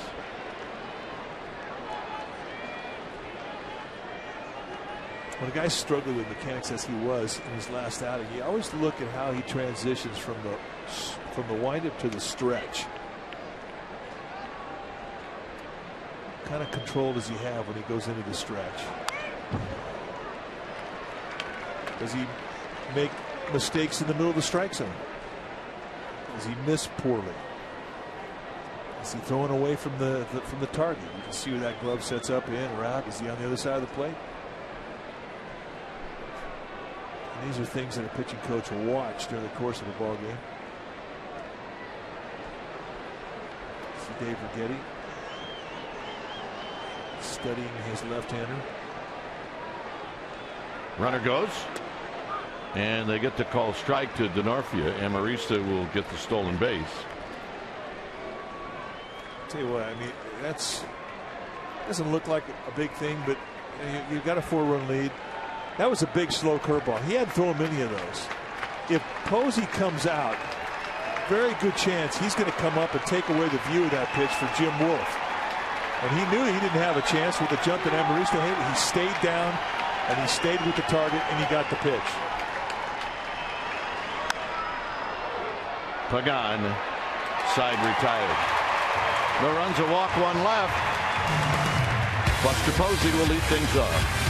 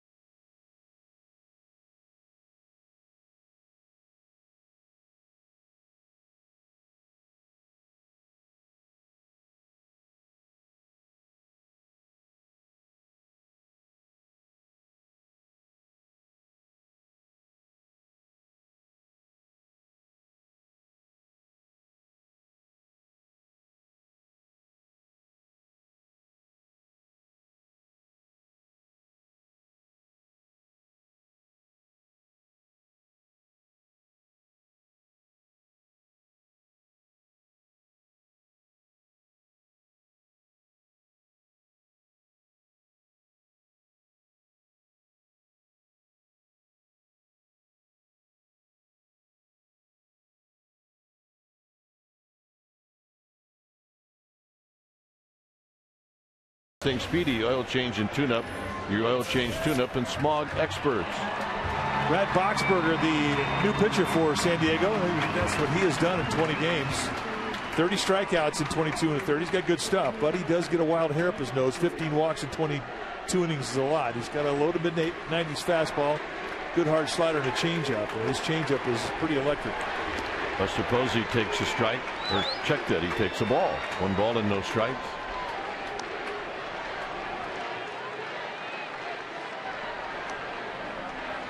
Pence and then Nady. Posey out of play. Well, time now for our Geico quote of the game. Buster Posey, on winning the Willie Mack Award, said personal achievements and accomplishments are always nice. Being fortunate enough to win a World Series in 2010 and knowing how much fun that was. Headley on the dive. Headley comes up throwing, and Buster Posey is thrown out.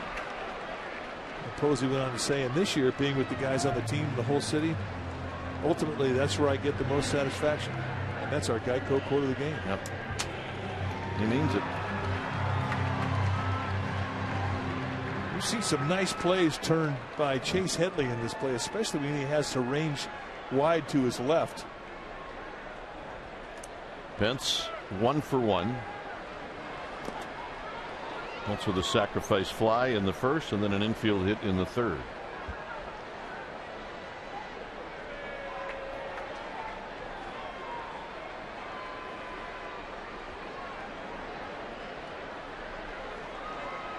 And that fastball is high. 2 balls and no strikes.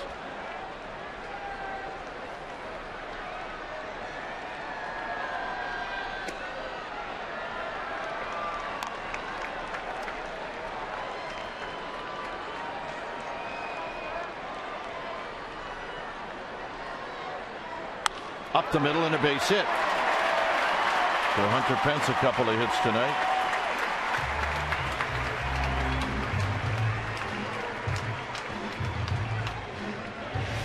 And here's Nady. Pretty good pitch to hit. Fastball belt high, middle in. Going right back up the middle. You can see the big high leg hitch, but he's getting that foot down in time, and that's the key. And look at the eyes. It seems like when he gets in that batter's box, he never even blinks. No, he doesn't.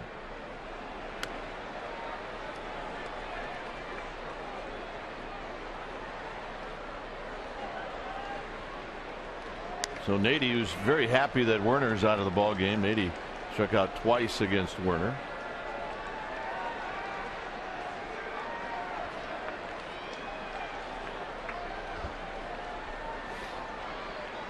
Here he takes one in the dirt. Nice backhand play by Baker. 2-0.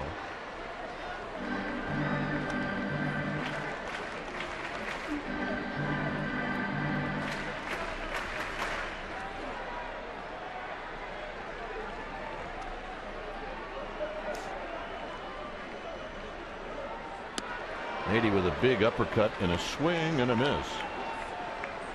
Well, he was trying to hit one off the batter's eye in center field with that swing. When he gets count leverage, I mean, he will let it fly.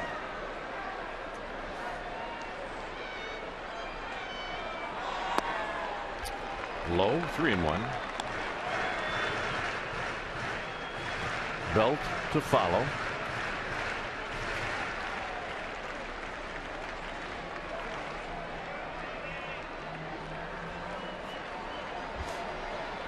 Check the runner.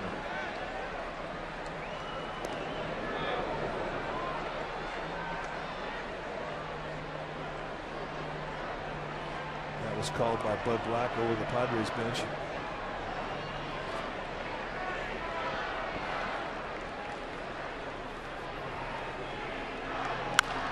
On the ground, maybe a pair. 6-4-3, and that'll end the inning. Through 5, Giants lead 5-1.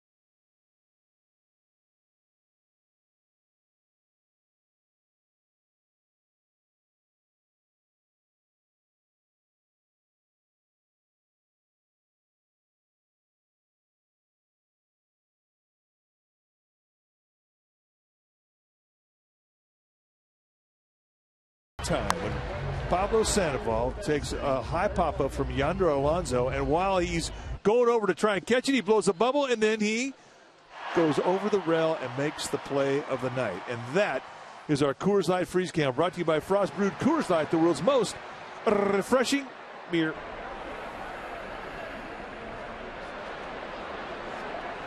Blanco now in left field, Nady out of the game. As Bumgarner is going to throw to Logan Forsythe. 5-1 Giants, 6th inning. Game 2 of this 3-game series.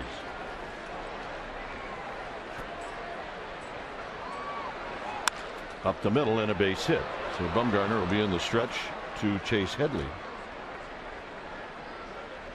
Forsythe, his second hit off of Bumgarner.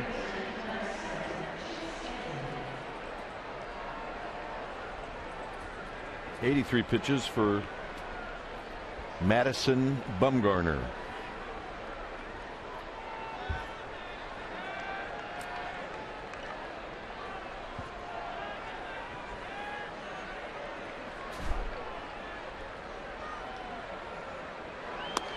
And a slider, cutter, backdoored him, no balls and 1 strike.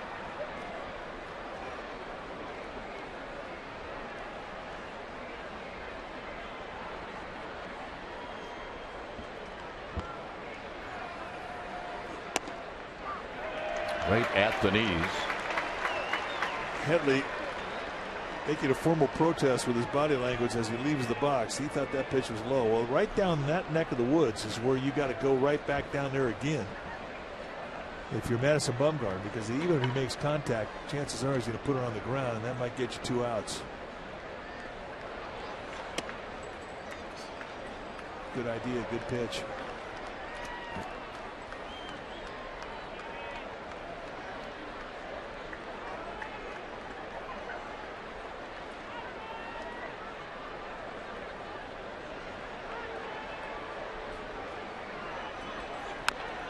And that's hit foul.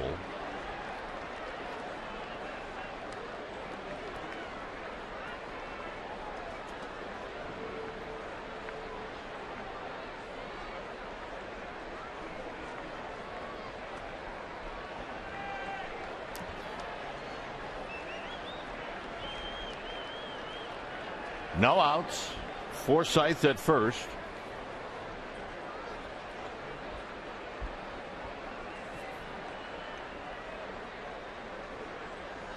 And the 1-2 to Headley, and Headley takes just inside 2-2. A good pitch.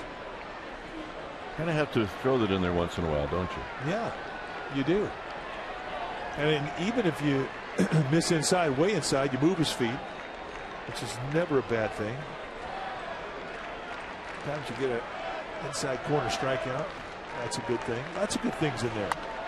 This has popped up, and that'll be a souvenir.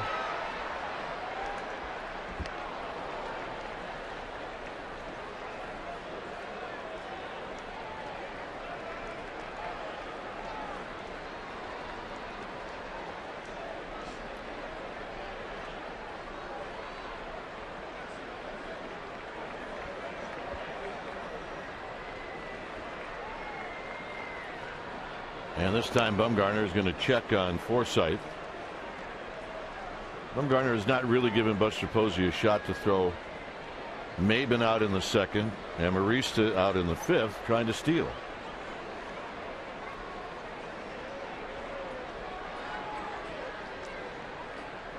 You don't have to give him a whole lot of help.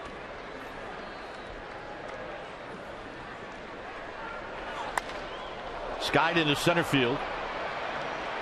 Hit very high. Pagan will put it away. Well, immediately following every 49ers game this season, you can change the channel to Comcast Sportsnet for 49ers Postgame Live, presented by Esurance, the official postgame show of the San Francisco 49ers. Hosted by Dave Feldman and Dwight Clark, Minnie Bach, and CSNBayArea.com insider Matt Mayoko. They'll be in the locker room for interviews and insights. Complete 49ers coverage every night on Sportsnet Central and CSNBayArea.com. Here's Guzman. He's 0 for 2. activity now for the Giants. You got a lefty and a righty. You have a tall guy and a not so tall guy. Jose Mijares, the lefty. Guillermo Mota, the right-hander.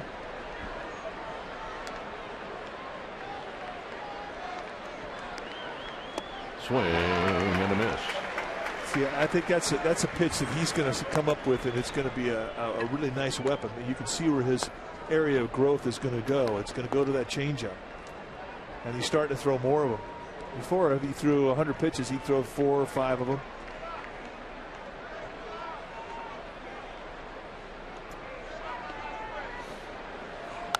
Guzman chases the high fastball, and it'll be a souvenir.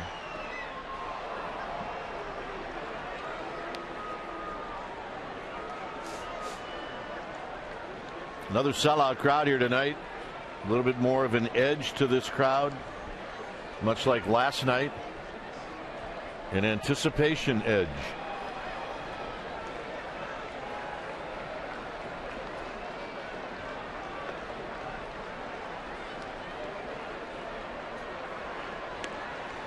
Outside to Guzman. 94 pitches now for Bumgarner. But this late in the year, here's Bochy, and Dave Righetti will keep a very close eye on all of their starters at this point.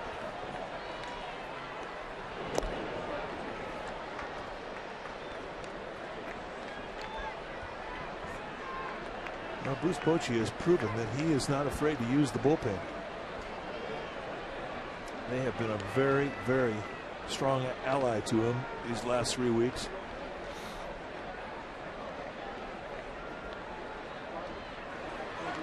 Guzman gets a piece, so he'll see another pitch.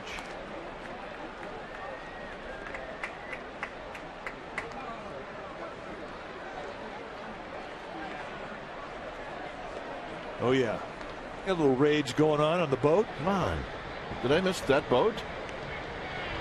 Yep.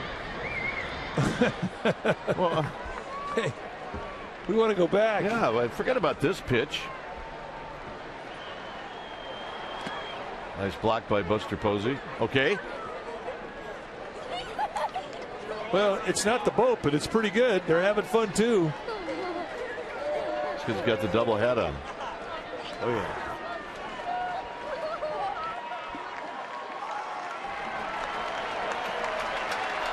Two balls, 2 strikes.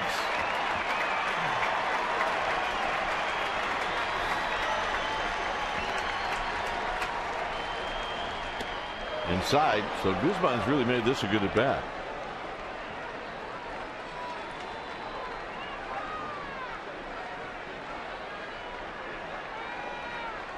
There's another boat.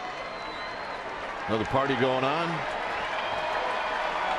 Well, they just want to get close to this ballpark. Yeah. They want to be in this ballpark. 3-2 pitch. Swing and a miss. And the throw down to second is Forsythe put on the brakes. The strikeout to Guzman, and that'll bring up Yonder Alonso. Strikeout number 6. 3-2 challenge. Fastball right through him. Kind of a delayed steal. Posey shut it down. Watch the runner at first. And Forsythe gets about halfway, drawing the throw. Catcher, you have to assume once he breaks, he's going to go all the way, even on a delayed steal. High drive to right. Pence is looking up, and it is gone. So Yonder Alonso has made this a ball game. It is now 5-3. He loves that first pitch.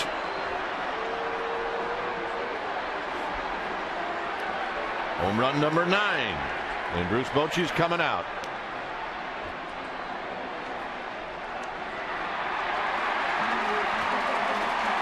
So when it's time for a change, think Speedy Oil Change and Tune-Up. Your oil change tune-up and smog experts. New pitcher, and we'll be back.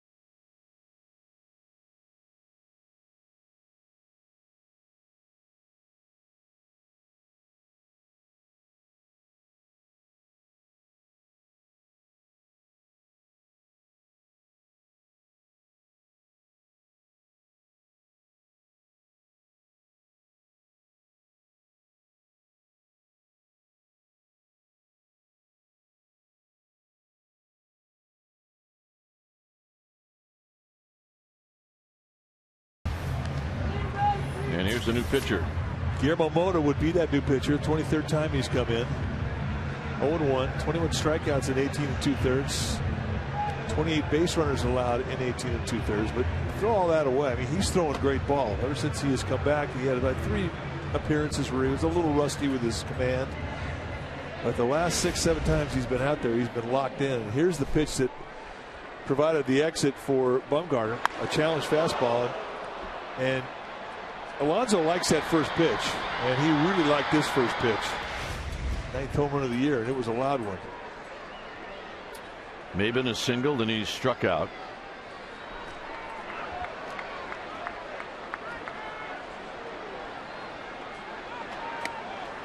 So here's Mota, who throws Maben right where he likes to, away for a strike.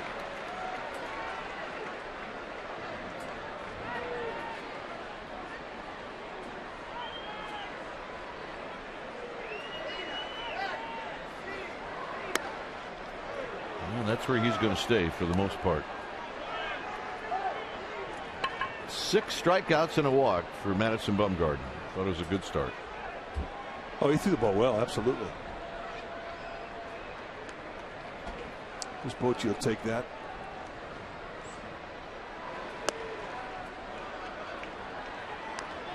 And you go deep into a ball game, and this time of year, I mean, it's even in the 6th inning. Get a couple outs there and hand your bullpen a lead. You've done your job.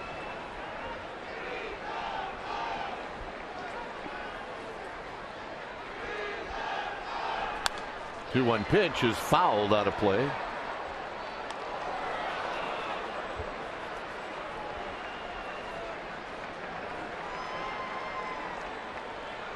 Surly? Oh, he's surly and grinding. He's as focused as I've ever seen him. 2-2 pitch. And that'll end the inning as Maben strikes out. So Alonso gets it closer. It's 5-3 Giants.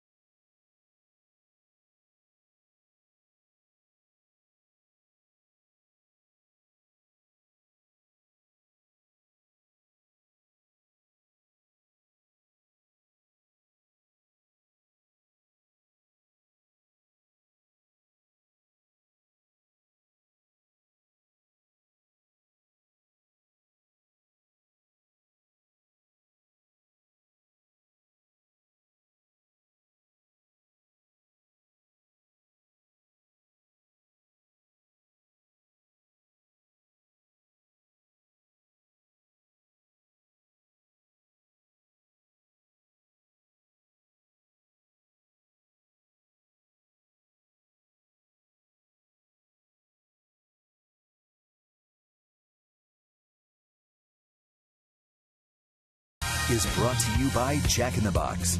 Get the all-American Jack Combo at Jack in the Box. It's a no-nonsense burger with fries and drink for only $4.99 plus tax at participating stores. And by Momo's, handcrafted American food.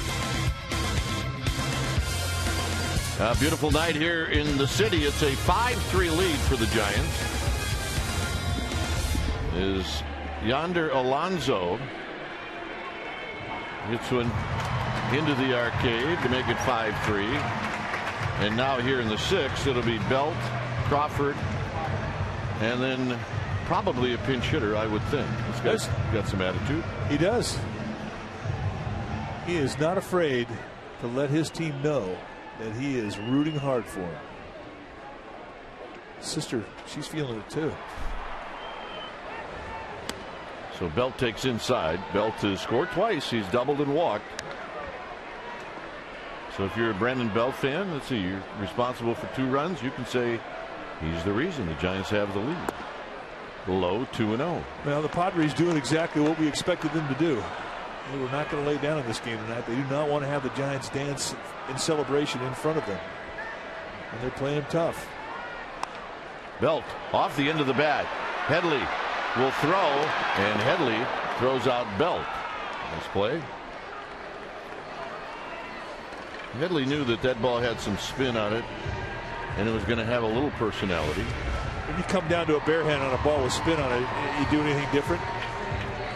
Yeah, you don't have time to do a whole lot, but you can only pick it up and throw it. And however you pick it up, that's how you're going to release it. You can throw great cutters, sliders, changeups, spitballs, you name it. I guess you would get a spitball on a wet infield, wouldn't you? Here's Crawford, who singled and scored in the 4th inning. The difference right now is the Scudero 2-out base hit in the 4th inning to knock in Belt and Crawford.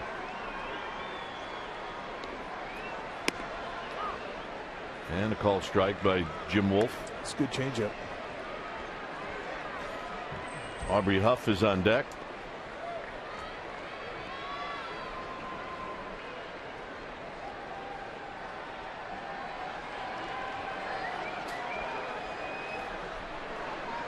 Crawford bounces this one slowly to Alonso, and Alonso wrestles that one right by the bag. It was a little interesting at the end of the play. Oh yeah, these two enjoying the vibe. Alonso wrestled it down, made a nice play. That ball came up on him. Let's watch how it comes up. I got this one. Whoop.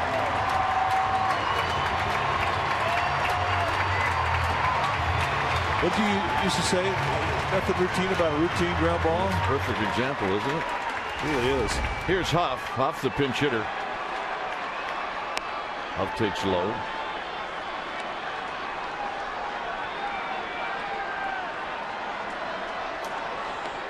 He's a Buster Posey fan.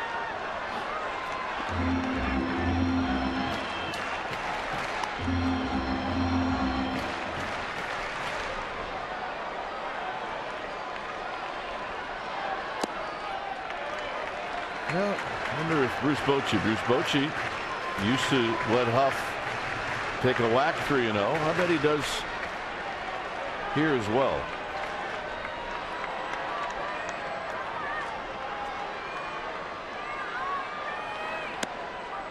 It's 3-1.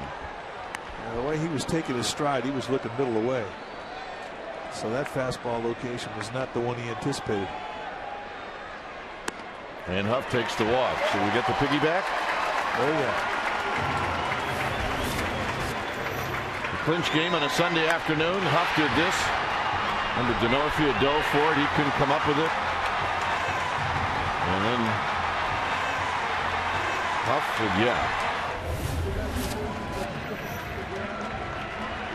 So Peguera's going to run for Huff.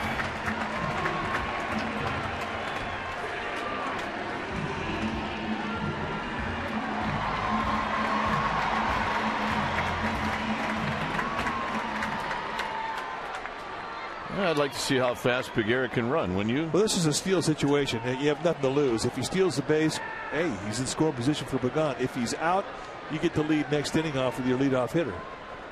So this should be an automatic go. Pagan with a swing and a miss. No balls and 1 strike. Sometimes young players are afraid to go, and you have to put on the old must go. Not to go if you can get a jump. You have to go.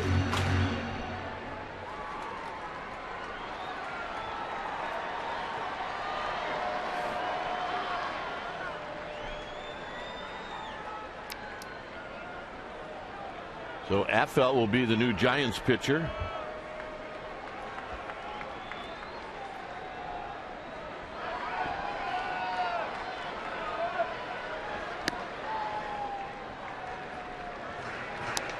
One ball and 1 strike.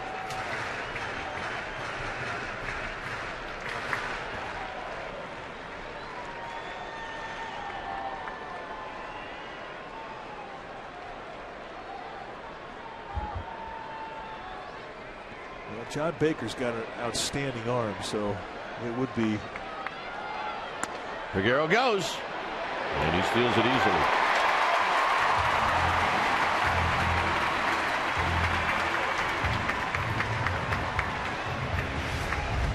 Let's watch the jump. If it's a good jump, and there you see the throw a little high, and his first major league steal. He's got some nice acceleration, doesn't he? Well, Felipe Alou was right about one thing. He can run.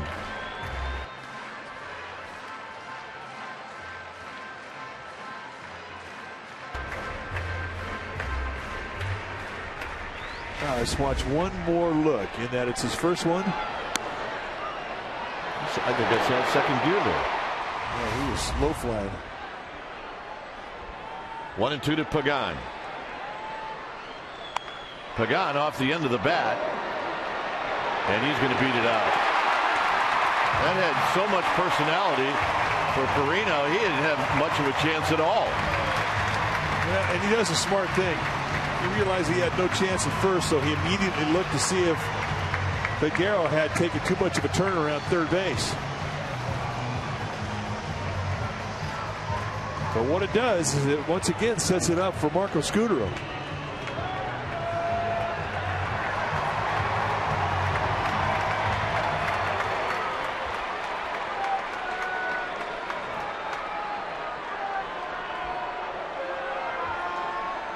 Scutaro knocked in a pair with a base hit in the fourth. He's got 2 singles tonight. And now the ball gets away. Pagan was picked off. Peguero comes in to score. Unbelievable. Sometimes it's better to be lucky than good.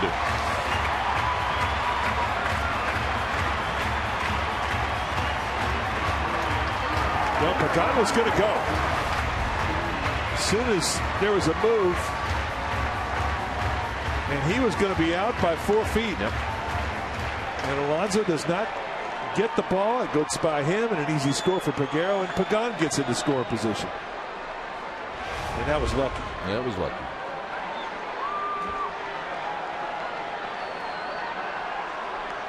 (6-3).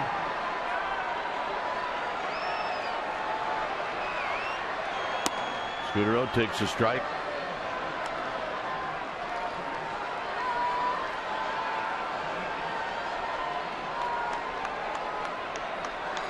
So the walk by Huff, eventually it becomes a run.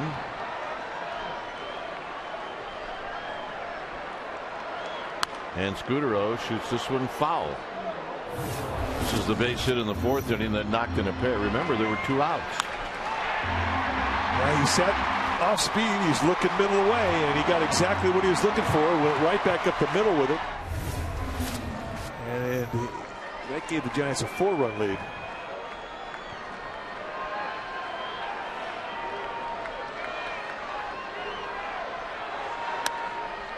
High with a fastball, 1-2. Sandoval in the on-deck circle. FL patiently waiting down in the bullpen.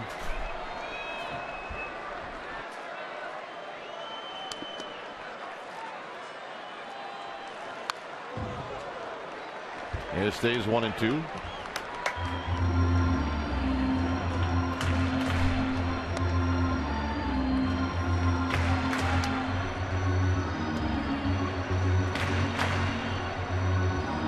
FL.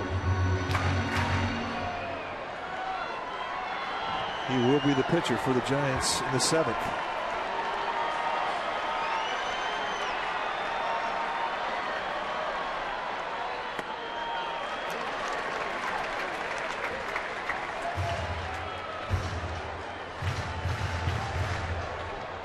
How many times have we seen it?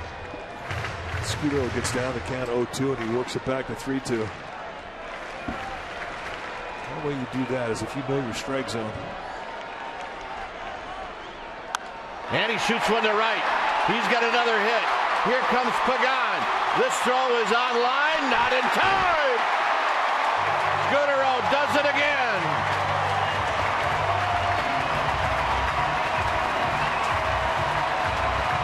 his third hit of the game and his third RBI of the game. You talk about taking advantage of an error. And this is another thing they've done well lately. But let's take a look at the 2-2 pitch. Fights it off, goes the other way. And Denorfia had really cheated in. And he's got a great arm. Goes a little high. And as Baker comes up, it provides a little window for Pagan to slide under. And everybody's safe.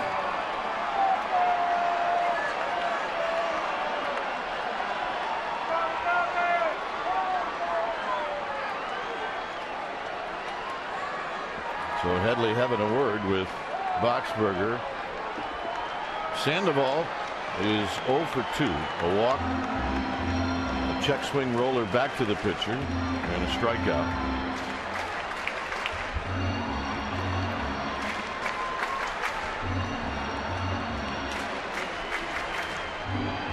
And here comes Bud Black. So all that between Headley going out and Baker going out was just to give the bullpens some time.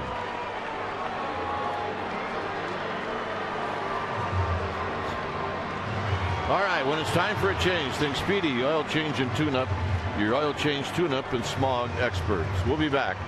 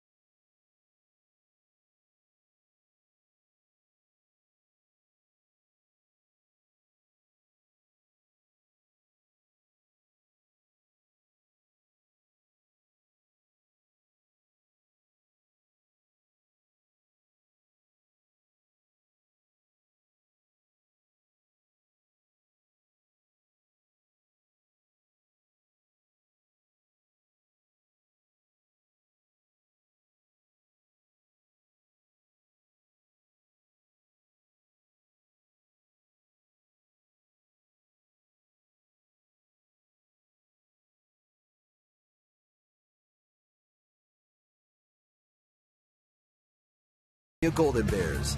The Bears are back in Berkeley this fall, and tickets are on sale now at calbears.com.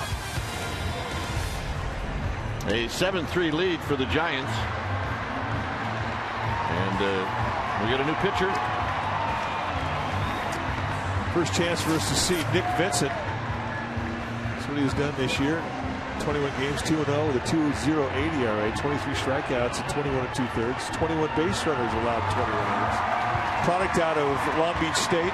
Not a big guy, 6 feet tall, 175-pounder. A high 80s fastball with a little sink to it. He's got a pretty good slider and a changeup. And his cutter is probably his best pitch.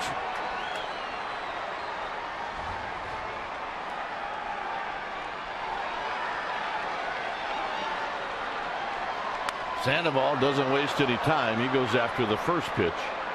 And Alonso will put it away. Giants come back. They gave up 2 and they come back and get 2. Scudero with another hit and another RBI. It's 7-3 Giants.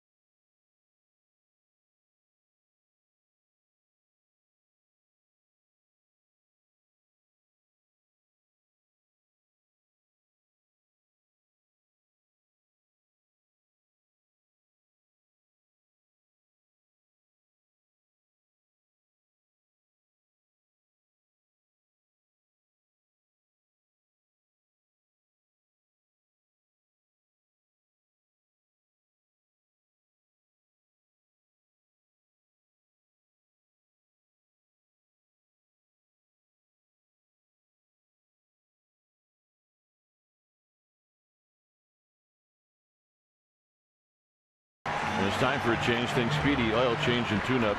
Your oil change, tune-up, and smog expert. Jeremy Affeldt coming in now for the 63rd time this year. He's having a great season. 1-2 with a 2.88 ERA.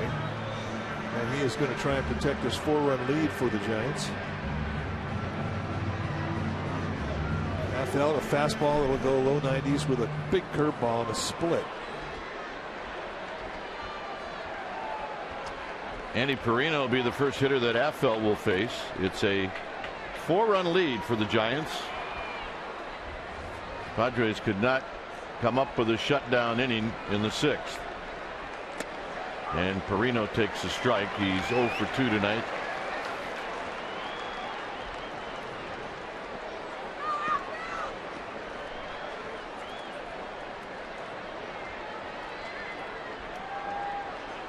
Swing and a miss. Nothing in 2.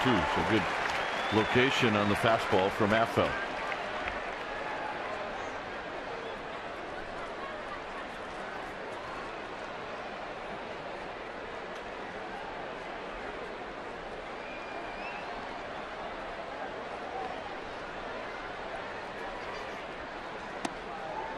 Away's pitch. 1-2. It's been Bumgarner who went 5 2/3. Mota got the last out in the 6th inning. He struck out Maben. And now Affeldt. Got him. Hard slider down and in. See you later. On this date in 1969, McDonald's True Stories. Willie Mays, 600 career home run coming in a pinch hit roll with 1 out.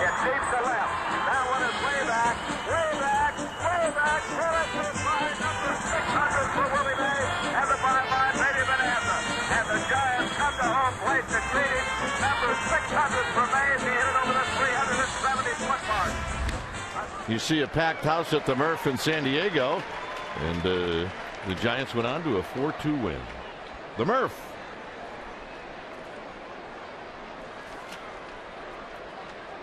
Later called what? Qualcomm? Qualcomm Stadium. Still called Qualcomm, I think. I like the Murph. Yeah, we were kind of partial. 0-2 to Baker.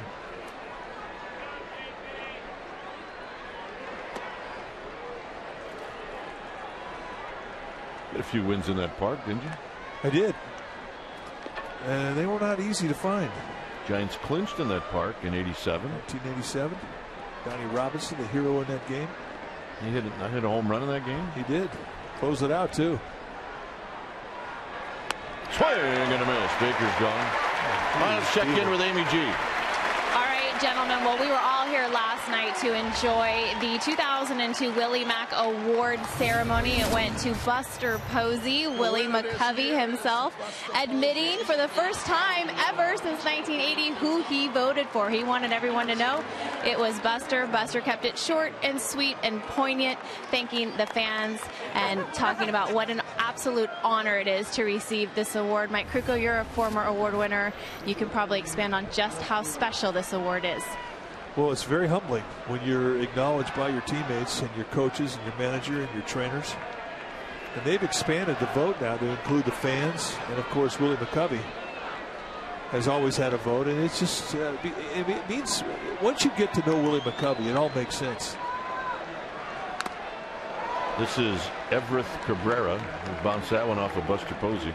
McCovey is as special a gentleman as we have ever come across in this game. And it's the only award of the Giants organization that is named after a player. And you look at the guys who've won it before you, and it just humbles you. It does. It's a great feeling.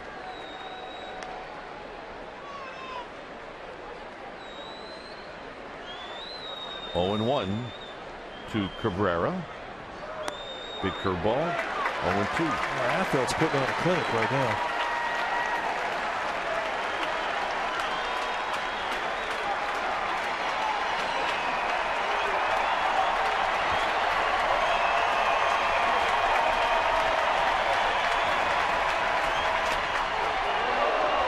That's a great 0-2 pitch. He did not miss by much.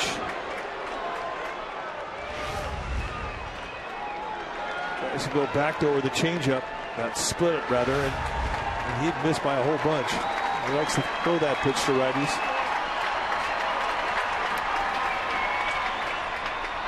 In the dirt. It's 2-2. Boy, a lot of activity in the Cove. I think the hornblower stopped by to let everybody know. Yeah, hornblower departing.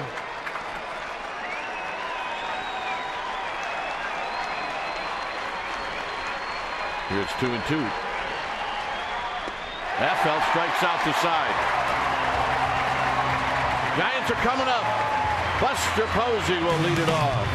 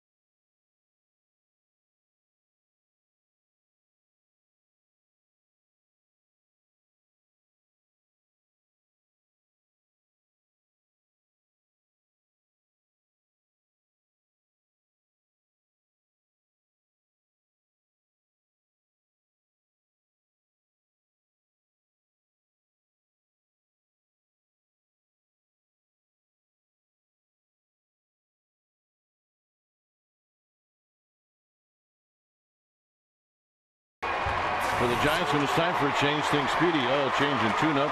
Your oil change tune-up and smog experts. Solid numbers for Dale Thayer. 57th time that he has come into a game. Thayer out of Chico State University. Southern California kid.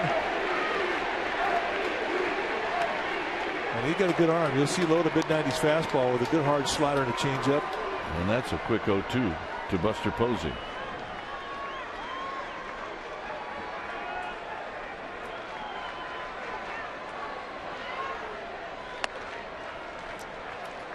Kind of low three-quarter sling type of a delivery.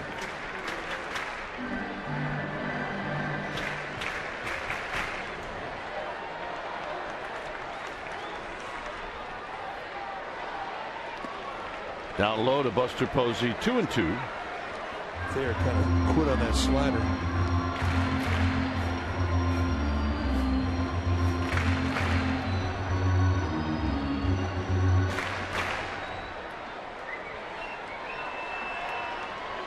Pence to follow. 7th inning. And now it's 3-2. 0-2 to a 3-2. Not the first time we've seen that this year.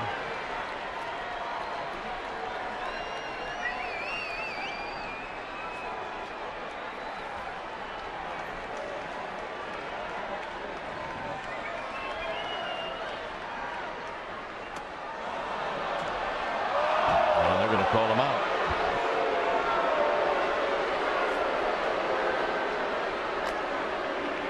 Don't often see him check swings and go. And that's exactly what Jordan Baker, the first base umpire, saw, and he wings him up.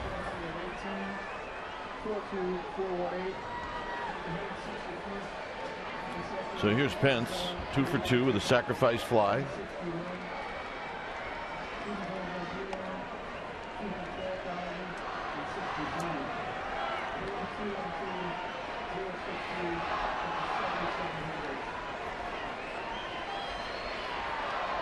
1-0 pitch to Pence is a strike.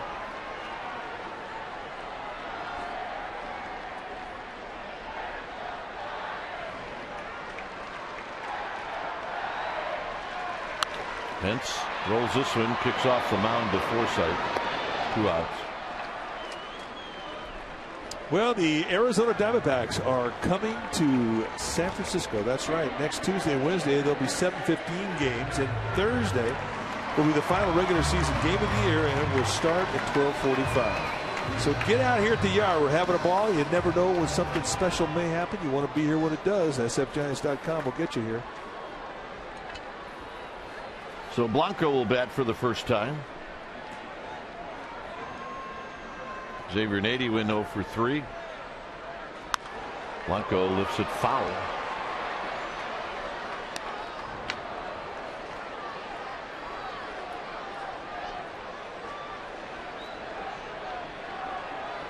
He's done well against the Padres this year.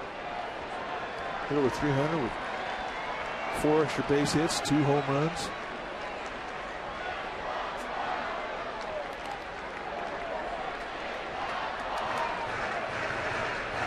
John Baker, the Padres catcher, looked more like a hockey goalie on that particular ball. He did. You're right.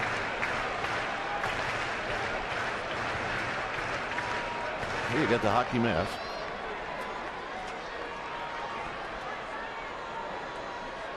One ball and 1 strike.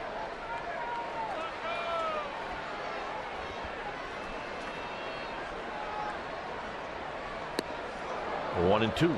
Good changeup. Little movement that runs away from Blanco. Let's watch that block by John Baker. Is this a hockey goalie? Oh, yeah.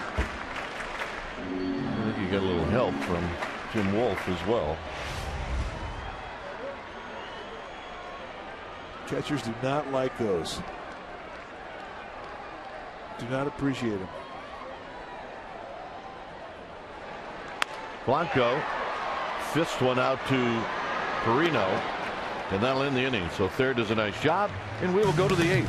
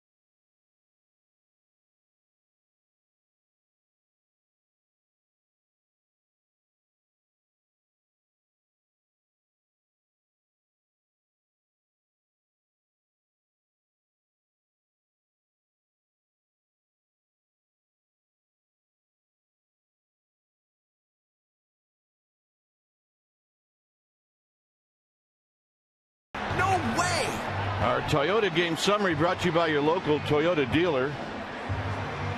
Headley, he's got an RBI. He's got 65 since the All-Star break. A big home run by Alonso. Scudero's had a terrific night. 3 RBIs on 3 singles, and Belt has done a good job. When it's time for a change, think Speedy Oil Change and Tune-Up. Your oil change tune-up and smog experts. Santiago Casilla in for the 69th time. You see his numbers outstanding. Bullpen for the Giants has been a strong asset for Bruce Bochy all year. Very consistent. And Casilla, one of the big reasons why. NB Posey, that's right. Yep, he's a Buster Posey fan.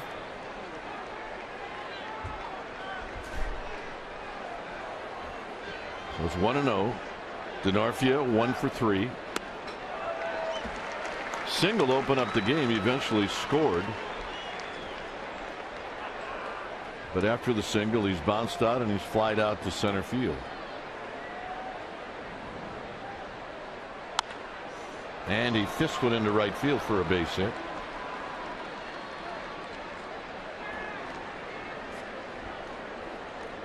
More action in the Cove. Another party. And it is party boat night. What is this, the fourth one that's come in with just a ton of happy people? Yep. See if we recognize anybody on that boat. I'm looking. No. Nope. I thought I saw Jason Knapp in there. Did you? Fourth. This is a pitch high. One.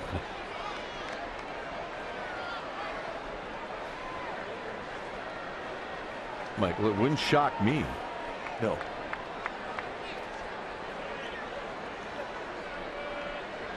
A couple of hits tonight for Forsythe. 2 balls and no strikes.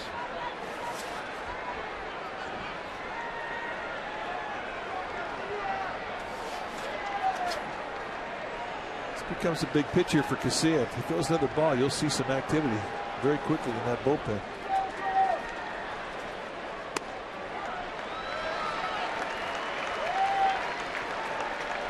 And he gets the strike on that outside corner.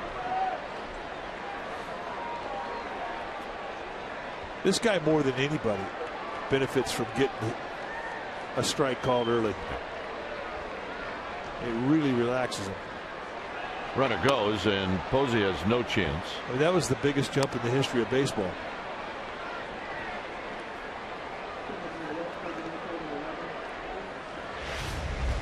Now watch this jump.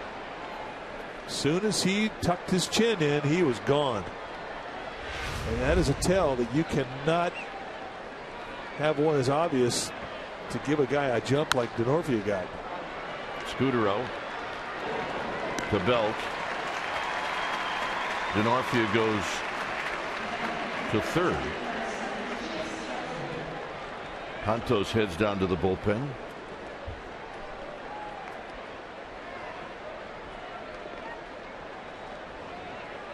That is something they'll be working on this week. Yep. There's Contos. Headley at the plate.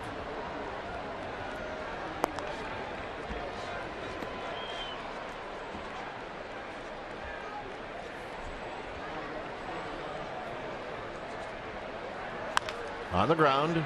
Scudero again. Headley will have an RBI. Denarfia scores. It's 7-4.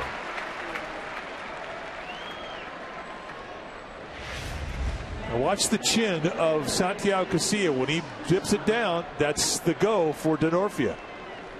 He's telling that runner he's going home, and a base runner, a good base runner, will see that. And you saw the jump that Denarfia got, who is a good base runner. Well, it's easy enough to change. You put your chin down, you throw to first. That's right. That's all you got to do is one time, and it kills it. Here's Guzman. Guzman pulls this one foul.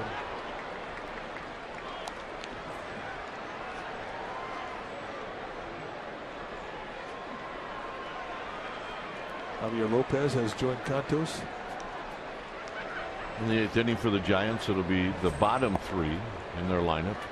Belt, Crawford, and then a pinch hitter.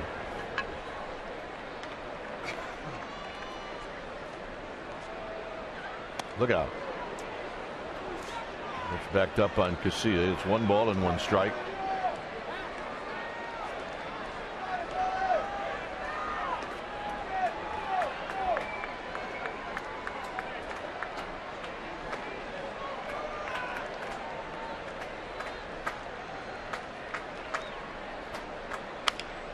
Another foul ball. You watch Casilla, I mean, he dips that chin every time. It's his little timing mechanism. Everybody has rhythm out there. But like Kai said, I mean, it's real easy to correct. All you have to do is come set, dip your chin one time. You'll pick a lot of people off. Dip your chin, come up, throw to first. Watch his chin dip. It's just his timing mechanism.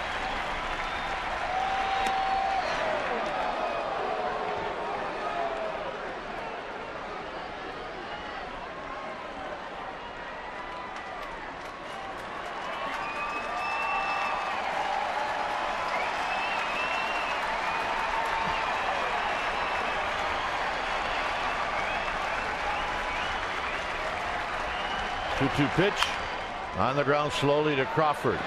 Crawford to Belt. Side retired. Padres pick up a run. It's now 7-4.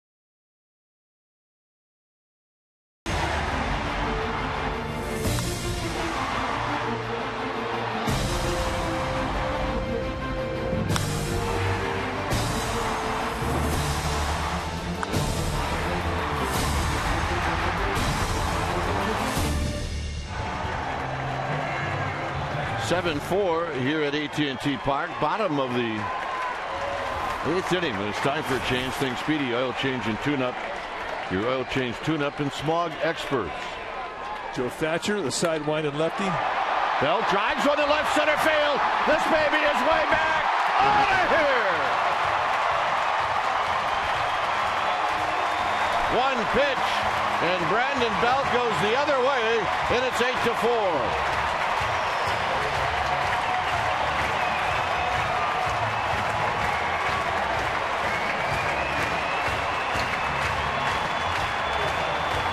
You get the snot out of that one. That's just the second home run that Thatcher has given up this year. And yeah, he did hit that one well.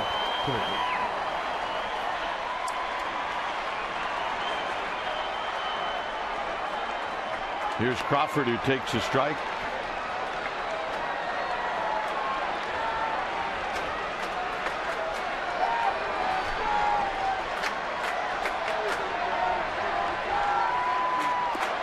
Crawford, who had an infield hit in the 4th, is 1 for 3. 7 home runs for Belt. That was a Belt special right there. Yeah, it really was. Opposite field bomb. And you can see why Thatcher comes in against lefties. I mean, he's a drop down side armor. Some Bumgarner. Seemed like it was a long time ago that he was in this ballgame. Stands to be the winning pitcher if the Giants hang on to this lead. And it would be his 16th. Crawford holds up.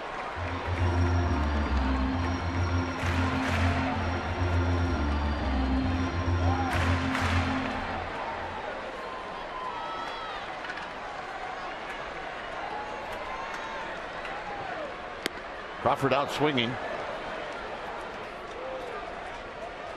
Let's take a look at that swing at the bat for Brandon Belt. First pitch, get it in, boom.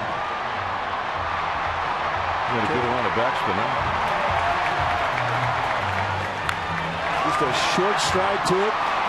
Very compact swing for a big man. And yes, indeed, it had backspin. And it had carry. And you watched Maben out center field. He took like one step to the right and said, see ya. All right. We're going to have a new pitcher. It's 8-4.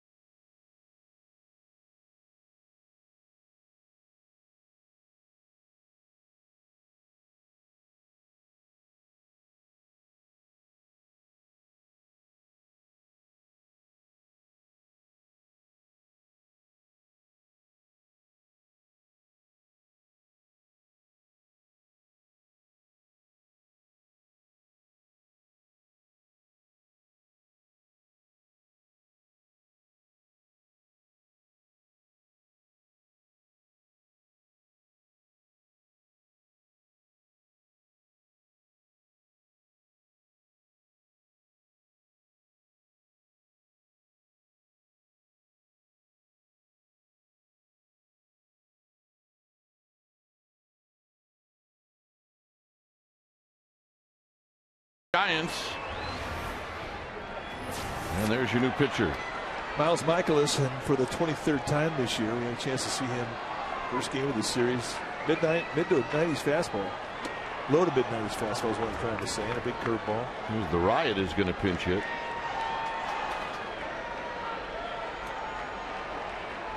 Terrio has just cleaned house on Padre pitching this year. He does it again.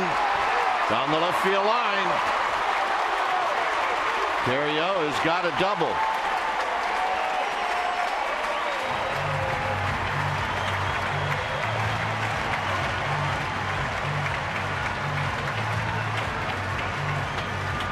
Feels pretty good for Terrio, who played a lot and now he's watched a lot.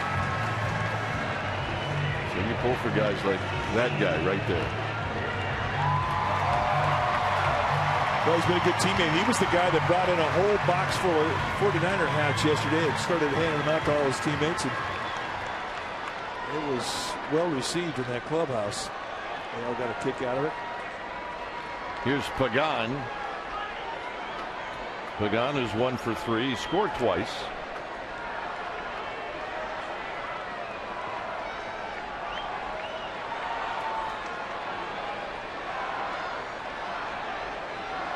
And the first pitch right at the belt. 1 ball and no strikes.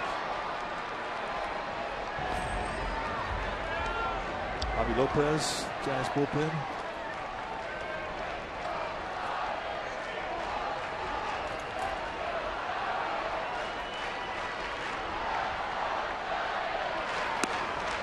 And a breaking ball for a strike.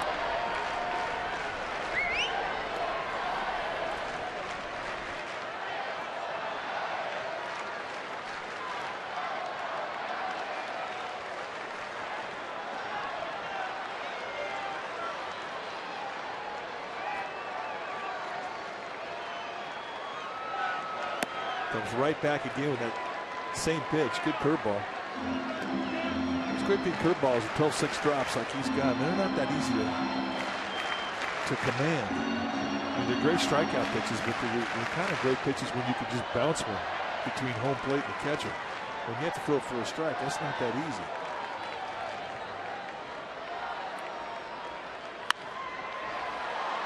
That's fouled out of play.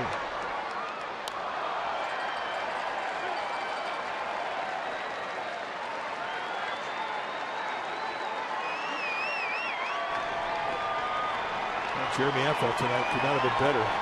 He pitched the 7th inning, struck out the side, 3 up, 3 down. See you later.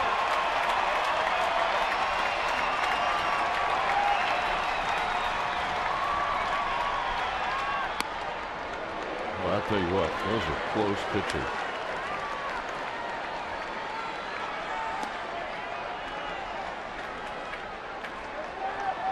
Marco Scutaro chalk it up.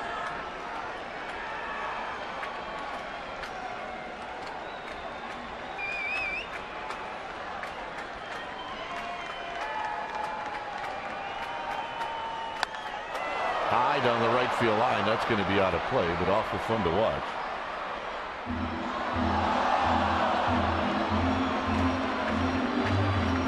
Use your glove, not your wrist, Mead. And they're wearing them out. That was painful.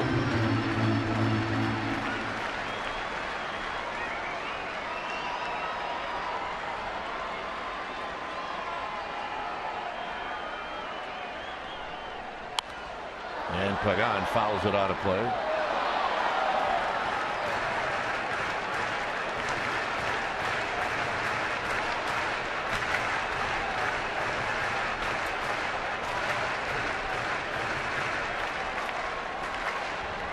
Terrio at second base, a run in on the Belt home run.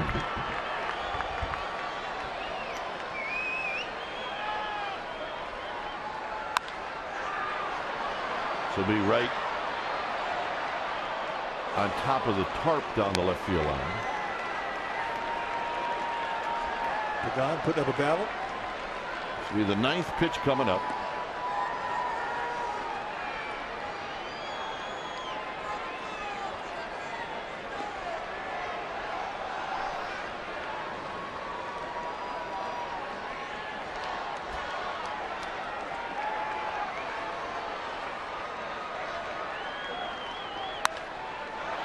This one may be playable for Guzman. 2 outs. Here comes that man again. Yeah, I mean, he's already had 3 hits tonight, 2 of which were RBI base hits. Really the biggest hits of the game.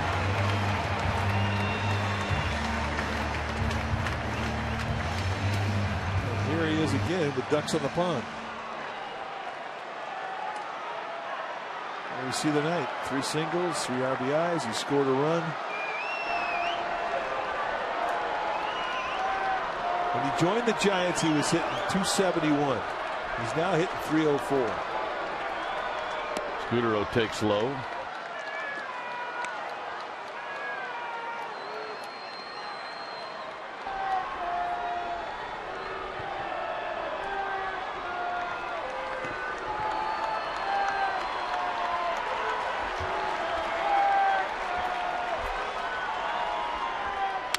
On the ground, a broken bat. It'll be Marino to first, and that'll end the inning. Scutaro bounces out.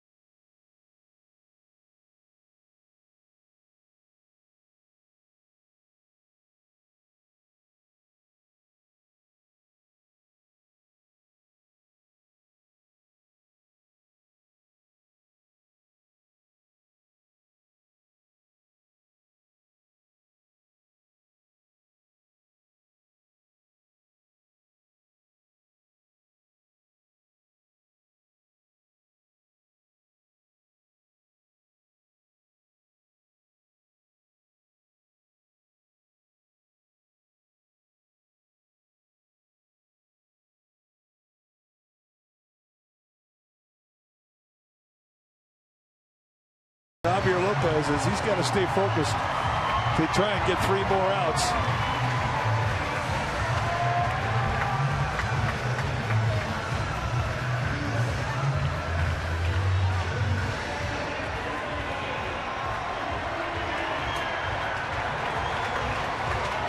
All right, time to settle down. Work to do.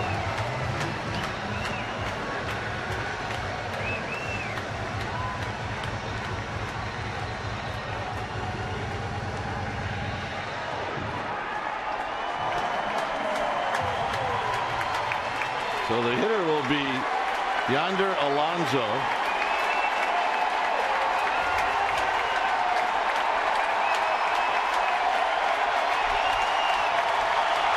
And the pitch is wide. 1 ball and no strikes. Alonso hit a 2-run home run in the 6th inning.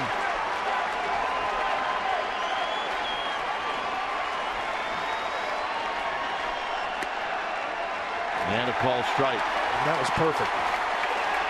And this crowd knows that the Giants are 3 outs away from a National League West championship. 1-2. And from here on out, it's going to be very loud. And those guys will tell you, this is why you want to play in this town. Fouled off of Alonso's foot, and it remains 1-2.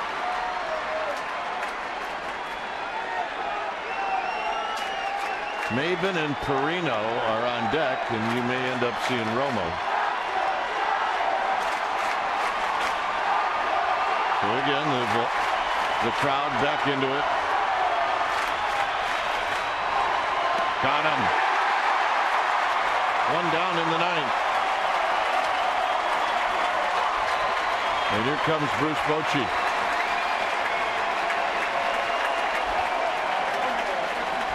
Well, he has used this bullpen so effectively here the last 3.5 weeks. The last 23 games, the Giants have gone 17-5. And as you hear the ovation for Javier Lopez, he'll hand the ball off to Sergio Romo.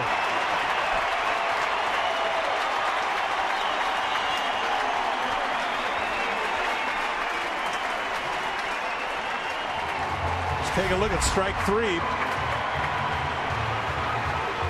Just again, perfect location, and he gets Alonso to swing through it. And now the Giants are 2 outs away from their divisional championship.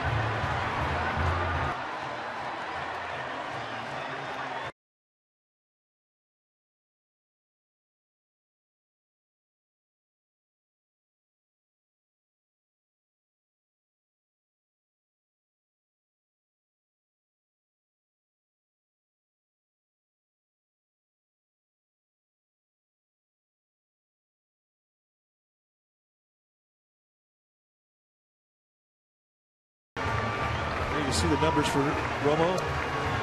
Again, I mean, almost like a 6-headed monster that's coming out of that Giants bullpen. They've all been fantastic, and they're all loaded up with great numbers. So now it's Sergio Romo who's going to try and get the last 2 outs, and the bullpen is empty. It is in the hands of number 54. So Romo to face Cameron Maben.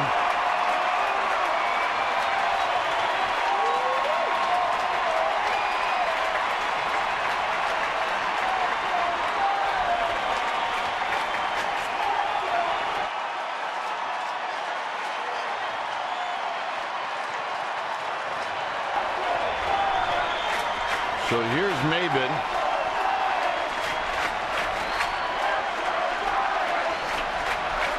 And a breaking ball for a called strike.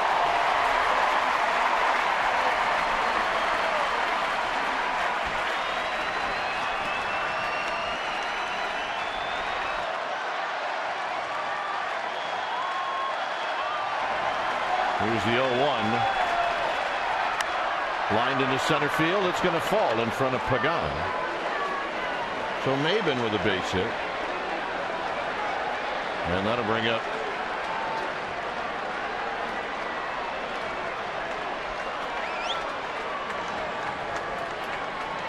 the catcher, Yasmani Grandal.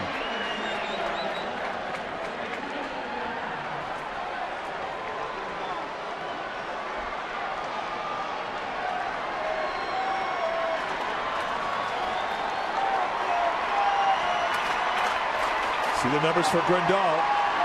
They're good. He's had a good season for the Padres. Grandal originally in the line tonight at the start of the game in a late scratch. Remember, it was Grandal that got hit in the mask in last night's ball game and really got stunned, had to leave the game.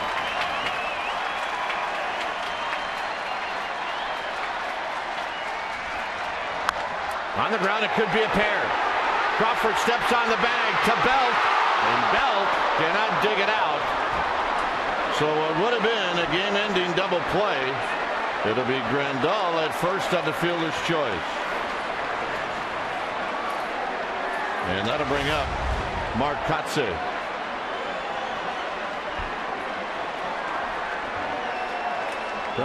Crawford electing to keep the ball and try and take the play himself. And you see the one hop hitting low in the heel of the glove of Crawford. He could not come up with it. So the Padres are clinging to life. So here's Kotze.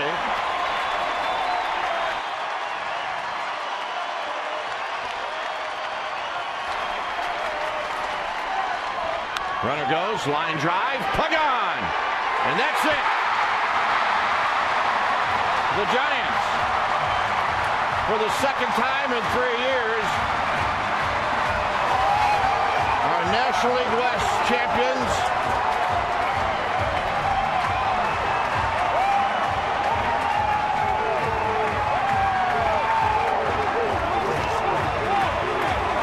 As we enjoy watching this wonderful team celebrate this championship here in San Francisco.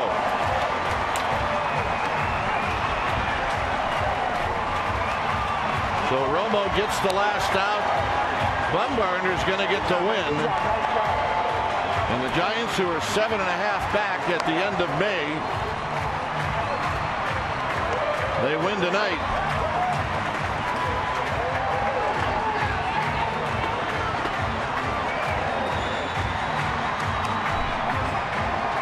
Now the coaches and Bruce Bochy coming up, training staff.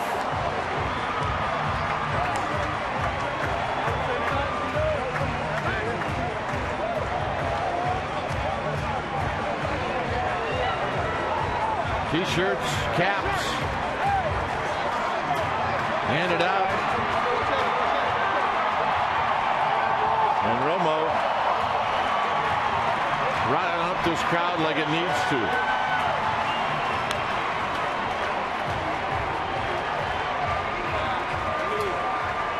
So on September 22nd, the Giants are National League West champions. This is what ended it. Kotze hit it well, but it was right at Pagan, and the celebration began.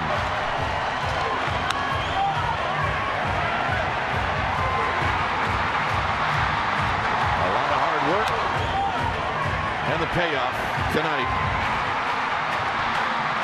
here at AT&T Park. There's the section where the investors, they sit right by the Giants dugout, and Pagan gets to make the put out.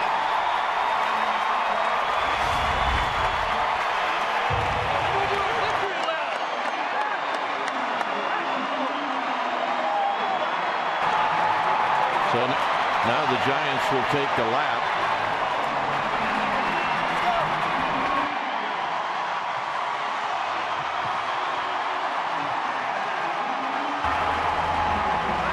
So here's the lap.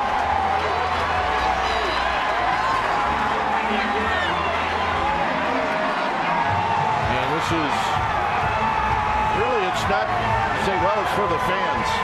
I don't buy that. I think think this is as much for the players as it is for the fans, because they enjoy acknowledging every game that was a sellout so far this year. All right, let's go to Amy G. Dwayne, we are with the skipper of the 2012 NL West champs, Bruce Bochy. I bet you like the sound of that. Oh, that's a great sound, great feeling. You know, when this happens, it's so hard to describe, and they couldn't be proud of these guys.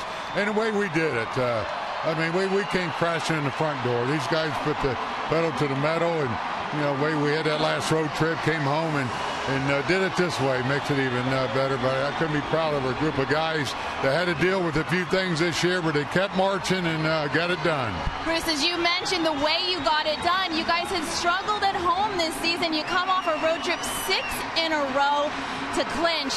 How did you guys find the focus?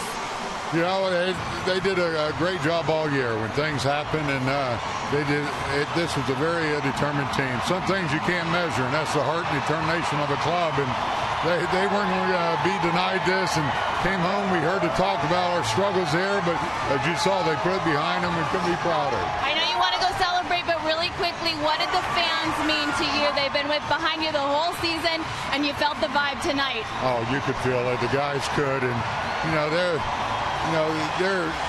the people that give the players adrenaline to run on, and the fans. And this is something special. We know we have unbelievable support here. And these guys wonder when it's bad for them as for themselves. Thank you so much, and congratulations. Dwayne, let's go up to you. All right, Bruce Bochy, who has been putting the pedal to the metal over the last 3 weeks. And he can relax just a little bit and enjoy this, as will some of these players. They've got a little bit of a cushion now before the playoffs will start. All right, let's go back to Amy G. Well, with Madison Bumgarner, the young gun on that 5-man rotation, and what's going through your mind right now? You are the 2012 NL West champs. Oh man, so excited! Glad to be back. You know, we missed it last year and had a tough year, but we've been playing great this year. Offense has been great. You know, they picked us up tonight. They've been hitting the ball really good. Made some great pickups at the deadline, and it's helped out, you know, big time for us. One more question, Madison. You threw really well tonight. You've been in pressure situations before. You threw in the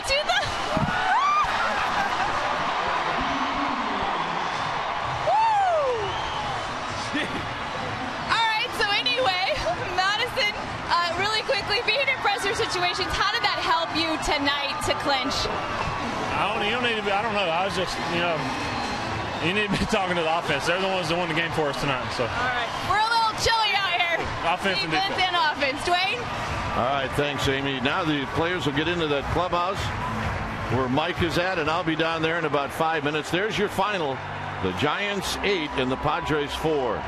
Stay tuned. Esurance Giants postgame live with interviews on the wrap starts right now. Thanks for watching Giants baseball on Comcast Sportsnet, and it's all part of the NBC Sports Group.